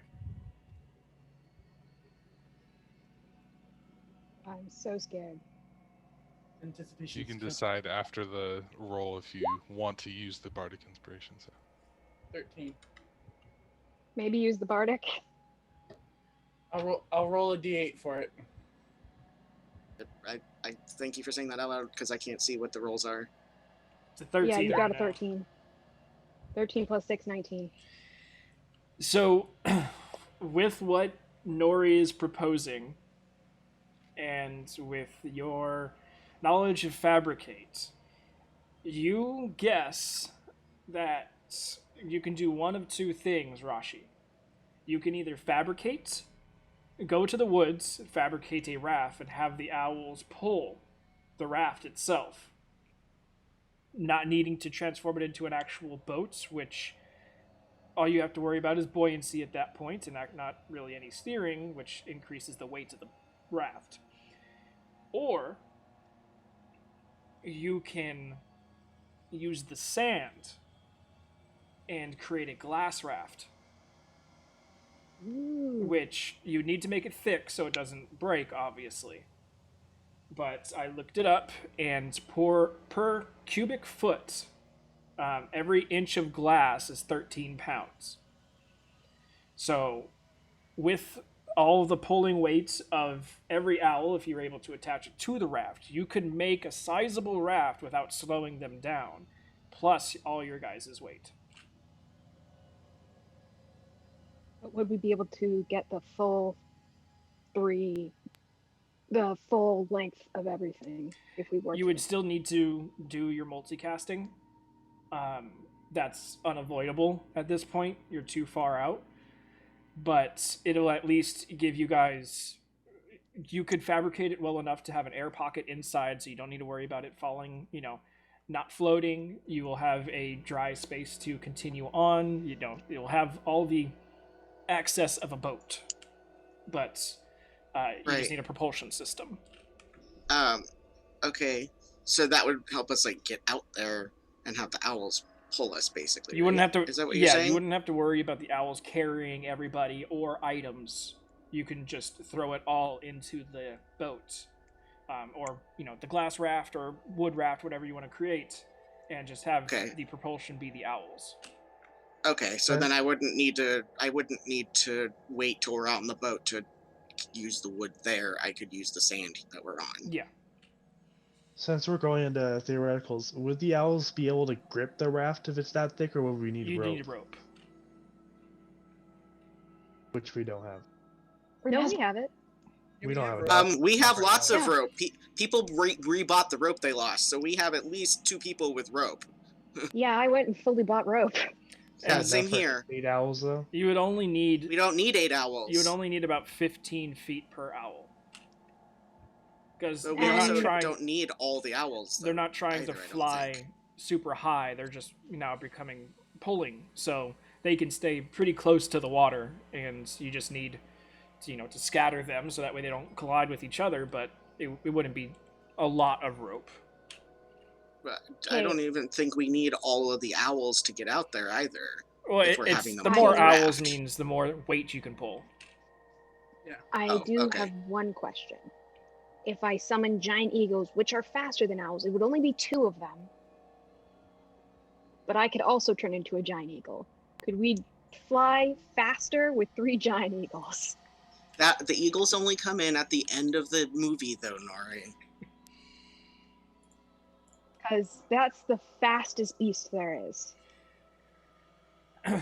But they don't carry as much as the owls, though, do they? Nope, they carry Eagles more. are the ones that carry as much as a horse. So then you only have just under 1,500 pounds worth of carrying weight compared to 300. What was it? 80. Times 390. 8. 390 times 8, which is less for eagles. The problem is that once I turn into if I were to turn into a giant eagle, then I would be Use your stats. I wouldn't be able to cast the spell again. I'd be using too many wild shapes. Yeah, so that won't work at all. You would need to do the 8 owls because the overall weight, unless you want to go into the, because you could use less wood and less weight as in a boat that way. Glass and sand is available now, so you can get started going out there before it gets dark. Going and getting the wood, bringing it back, or creating the raft there and bringing it back, you're going to run into starting to get into darkness by the time you get out there. So it weighs more, obviously, the glass does. So you would need the extra carrying capacity of the owls to continue on. And how long? Okay, because the spell says the duration is instantaneous, but the casting takes 10 minutes. So how long does the raft last? Like as long until we break it? Yeah, The raft lasts. The raft is Sorry, permanent. It's the Okay, that's what I thought. when it says instantaneous, by the end of the casting time, once it happens, that's instantaneous. So it takes. Yeah, no, I know that. I was just asked. I just didn't know if there was like, because I'm looking at it and I'm like, there's no specific time frame. Yeah, you're basically so, okay, just it's turning one permanent. thing into another, so it just now exists as this other thing. What's Okay. convenient about that Cool. is that my water breathing ritual also lasts 10 minutes, so Rashi can cast her thing, and then I cast mine, and then we all leave at the same time with no time to spare. Okay, so Rashi's gonna roleplay this a little bit, even though we've all talked as players about it, because I gotta practice her roleplaying. So, okay, so there's an option, but you still have to cast your owls. I could make a raft from the sand, but it's gonna be heavier, but it'll carry all of us, and it'll carry the stuff we need that won't fit in the bag of holding. But it's going to be heavy though, so we need the thing, and it takes the same time to cast as you doing the water breathing. Okay. I have one more worry, getting back, because if it's going to take an hour per cast, that's 3 castings. I can only cast that spell 3 times. If we have 24 hours till the end of Qatar's next workday, we should have ample time for a long rest. In fact, Yeah. if this is as tough as Qatar seems to imply, we'll probably end up resting a few times on the ship. Yes, I agree. That seems like that makes sense. And I mentioned if part of it's on top of the water, we can rest on that spot too. Or if we get into the commander's quarters, maybe because it's sealed, it'll be dry in there. If it's underwater, once we unseal it, it definitely won't be. Yeah. Oh, that's true. Okay, so it sounds like we have a plan, right? Yeah. And I she think looks we should. directly at Bryn, because armor. Like, sorry, guys. She's just gonna do it. And unless someone points it out to her, she doesn't even realize she's doing it. She just automatically looks to Bryn, because Bryn's got, like, the heavy armor and everything. Yeah, I get it. Yeah, no, Bryn's just nodding along to what you guys have been saying. He's like, yep, that all makes sense. All right, let's cast our spells. Wait. As Rashi begins fabricating, Racha's going to walk up and go, "Can the bird sleep on the roof?" Yes, you can sleep on the roof, because there's no roof. And looking over it now, to make a decent raft for you guys, you're going to need to cast Fabricate twice, Rashi. So we're definitely gonna need to long rest, because I can only cast it once. Then I don't. I'm 7th level. I only have 1 4th level spell slot. Yeah, you'll be. I mean, you could, but it's going to lower the amount of weight you can carry because you're going to be using minerals, sand, to create this. So you're stuck in an 8 foot. Uh, sorry, 8 connected 5 foot cubes. Oh no, mineral, Well, single 5 foot cube. My bad. So if you want it to be a 10 foot cube, so everyone can reside on this decently, then you're going to need to cast it twice. Yeah, Would which means I'd need to do it on the wood too. I'd need to cast it twice on the wood as well. No, that's different. Since it's not a mineral, it's just a raw material at that point. You would only have to. Oh, well then I'm gonna cast. Oh. It's just the problem Well- of going to the wood, doing it, bringing it back. Oh, but it's a raft though, so like a raft is a little bit easier to transport than a boat. And I'm not sure it's a viable option then, because if you have to cast it twice, the less time or the longer we take to get to the boat, the lower our chances of making it back in time are. question. You were talking about creating something once we were out there with the wood from the ship that was shipwrecked. Would you be able to connect it to the glass raft that you make here? So it's like the second part out there. It would still be casting it twice if he's using the spell. No, yeah, but then it would be. Yeah, but if we've already get out there and then Right. take the second half, and that's what we use to come back, because then we can carry more weight. Yeah, Well, because we already said. Sorry, we already said we were. I mean, we've already basically said we're gonna after long rest out there anyway, so that Nori can recast the owls, and there's enough wood there that Yeah, she you'd would be able to cast. Yeah, you could do that. Yeah. Well, if there's enough raw wood on the ship to cast it anyway, then we don't need the glass at all. The only reason we have the glass is to carry the items. It makes it easier to get out to the boat, though, too. To be fair, the amount of wood, like, I know what you're thinking, Saren, just get out there and then cast it when you guys are on your way back. You're not sure what condition the wood is in. He cannot, Rashi cannot, Rashi can only transmute things. He can't make the quality better. So if it's rotted wood, I can't make a raft from rotted. You could, but it's not wood. going to work very well. So you're not sure how much good wood is out there. So you can be confident thinking that adding to an existing raft would be possible, but completely creating a new raft that is viable for what you guys want, probably not in the cards. Just to be safe. Okay, so Bryn's idea, or your idea of making like the glass one and then getting out there and then making the second one for like any extra weight or anything, that would be more viable even if the wood wasn't like super great. Yeah, and even though it's only a 5 foot cube that you guys are going to be working with for the glass to begin with, not all of you need to be on it. You guys could be attached to it, dragging behind. It's not going to slow the eagles down at all. Since the raft is going to be a lot smaller than originally thought, drag from creatures kind of jet skiing behind it, it's not going that fast, so no actual jet skiing is going to happen. Sorry, Kaporin. But you can at least be, body surfing in the water behind it, whoever can't fit. With Nori also taking a form of an owl, kind of going out, that makes more room. Probably only Kaporin is going to have to be off the actual glass. The others can probably find ways to sit. She couldn't do that because she has to recast it. Or recast the owls. yeah, Yeah. because unless we can get there. In you that only have one? circumstance, wouldn't. No, Wild shape lasts for. Sorry, keep going.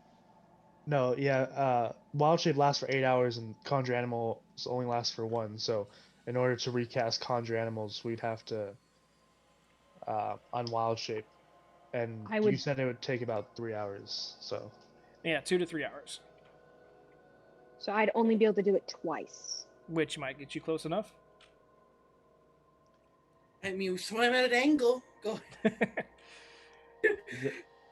Like I said, it's hard to gauge the distance from here, but I actually said originally it's between 10 and 15 miles out. They Also, you said they're like we don't know if there's sandbars or anything, so like we might get part way out and then we can walk the rest of the way or something like that, or walk part way or either something. way, your owls would be able to travel 6 miles in an hour, so that'd get you about 12 miles at the very end of the two double casting. So you might be there, you might have a ways to go, you're not sure. It's a lot closer than 15 miles is, though. Let's I do it. mean, I already hit the cast button on Fabricate, so unless you're gonna give me back the frickin' spell, Rashi's making frickin' glass raft. I definitely think we need a glass raft, so you're good. Yeah, we're gonna need it either way. But Kaporin's getting ready to do some body surfing on the wave. Once it's done, is there a little perch for Rachad to sit on? Sure, there will be a tiny little perch for Rachad to sit on. It's only about like 8 inches off the actual base, but it's enough. It's all he ever asks for. Literally. Yeah, I'm gonna get him. All right, so Fabricate has been done. The small glass, what were you casting on Nori that took 10 minutes? Was it water breathing? Water breathing, and I did it as a ritual, so I still get my spell slot. Okay. Water breathing has been cast as well. The glass raft with the small perch has been created and is down by the water. I will say that ahead of time, thinking about it, Rashi fabricated with 8 different little bars to be able to attach the actual ends of the ropes to. So that way they can go to each owl. And you guys are just short of having the owls out, ready to go. But that's where we're going to end tonight's session. I mean, it's probably for the best we end there. Don't need some sleep-deprived choices coming next. We're gonna do the entire dungeon right now. No, I'm not doing any underwater battle. The freaking kraken or octopus or whatever squid can fucking eat me at that point. It's 3:30. I'm dead. I gotta go. Well, it was awesome, and we'll be doing some interesting stuff next time. Akabor. Night. What are you saying, Sarah? Good night. Good night. Val, I would like to ask you, when I get the DMs from All Naturals, is that you, or is that just anyone who's DMing to All Naturals? No, that was, I think, just me. I don't know why it made it go to a DM directly to you, but it did. So. Well, I was asking because I got a DM from it earlier, but I wasn't sure if that was someone saying something or if it was a check I was supposed to make.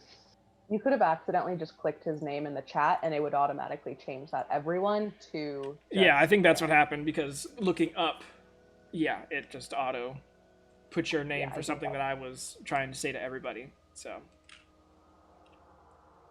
Yeah, it's kind of annoying. All right. So, any questions? Just stuff I'll DM you about. Okay. Yeah, I'll send you the list of all the stuff that I left behind. Should be interesting. And Saren's gonna screw me over. I just nothing the party needs to know about. I find it funny that you guys. I was waiting to introduce Qatar. Well, I'm like, I wonder how long I can go with the Zoran conversation before anyone realizes maybe this isn't the right guy. I was thinking about it, but I missed my insight check opportunity, so I was like, "Fuck it, let's just go with it." No one asked his name. Yeah, so. I guessed it immediately too, because I almost did. I didn't want to interrupt Bryn though, because I almost did go Qatar, like just to be like, "Are you Qatar?" But then I didn't want to overstep Bryn because she was the one that was supposed to be talking at the time.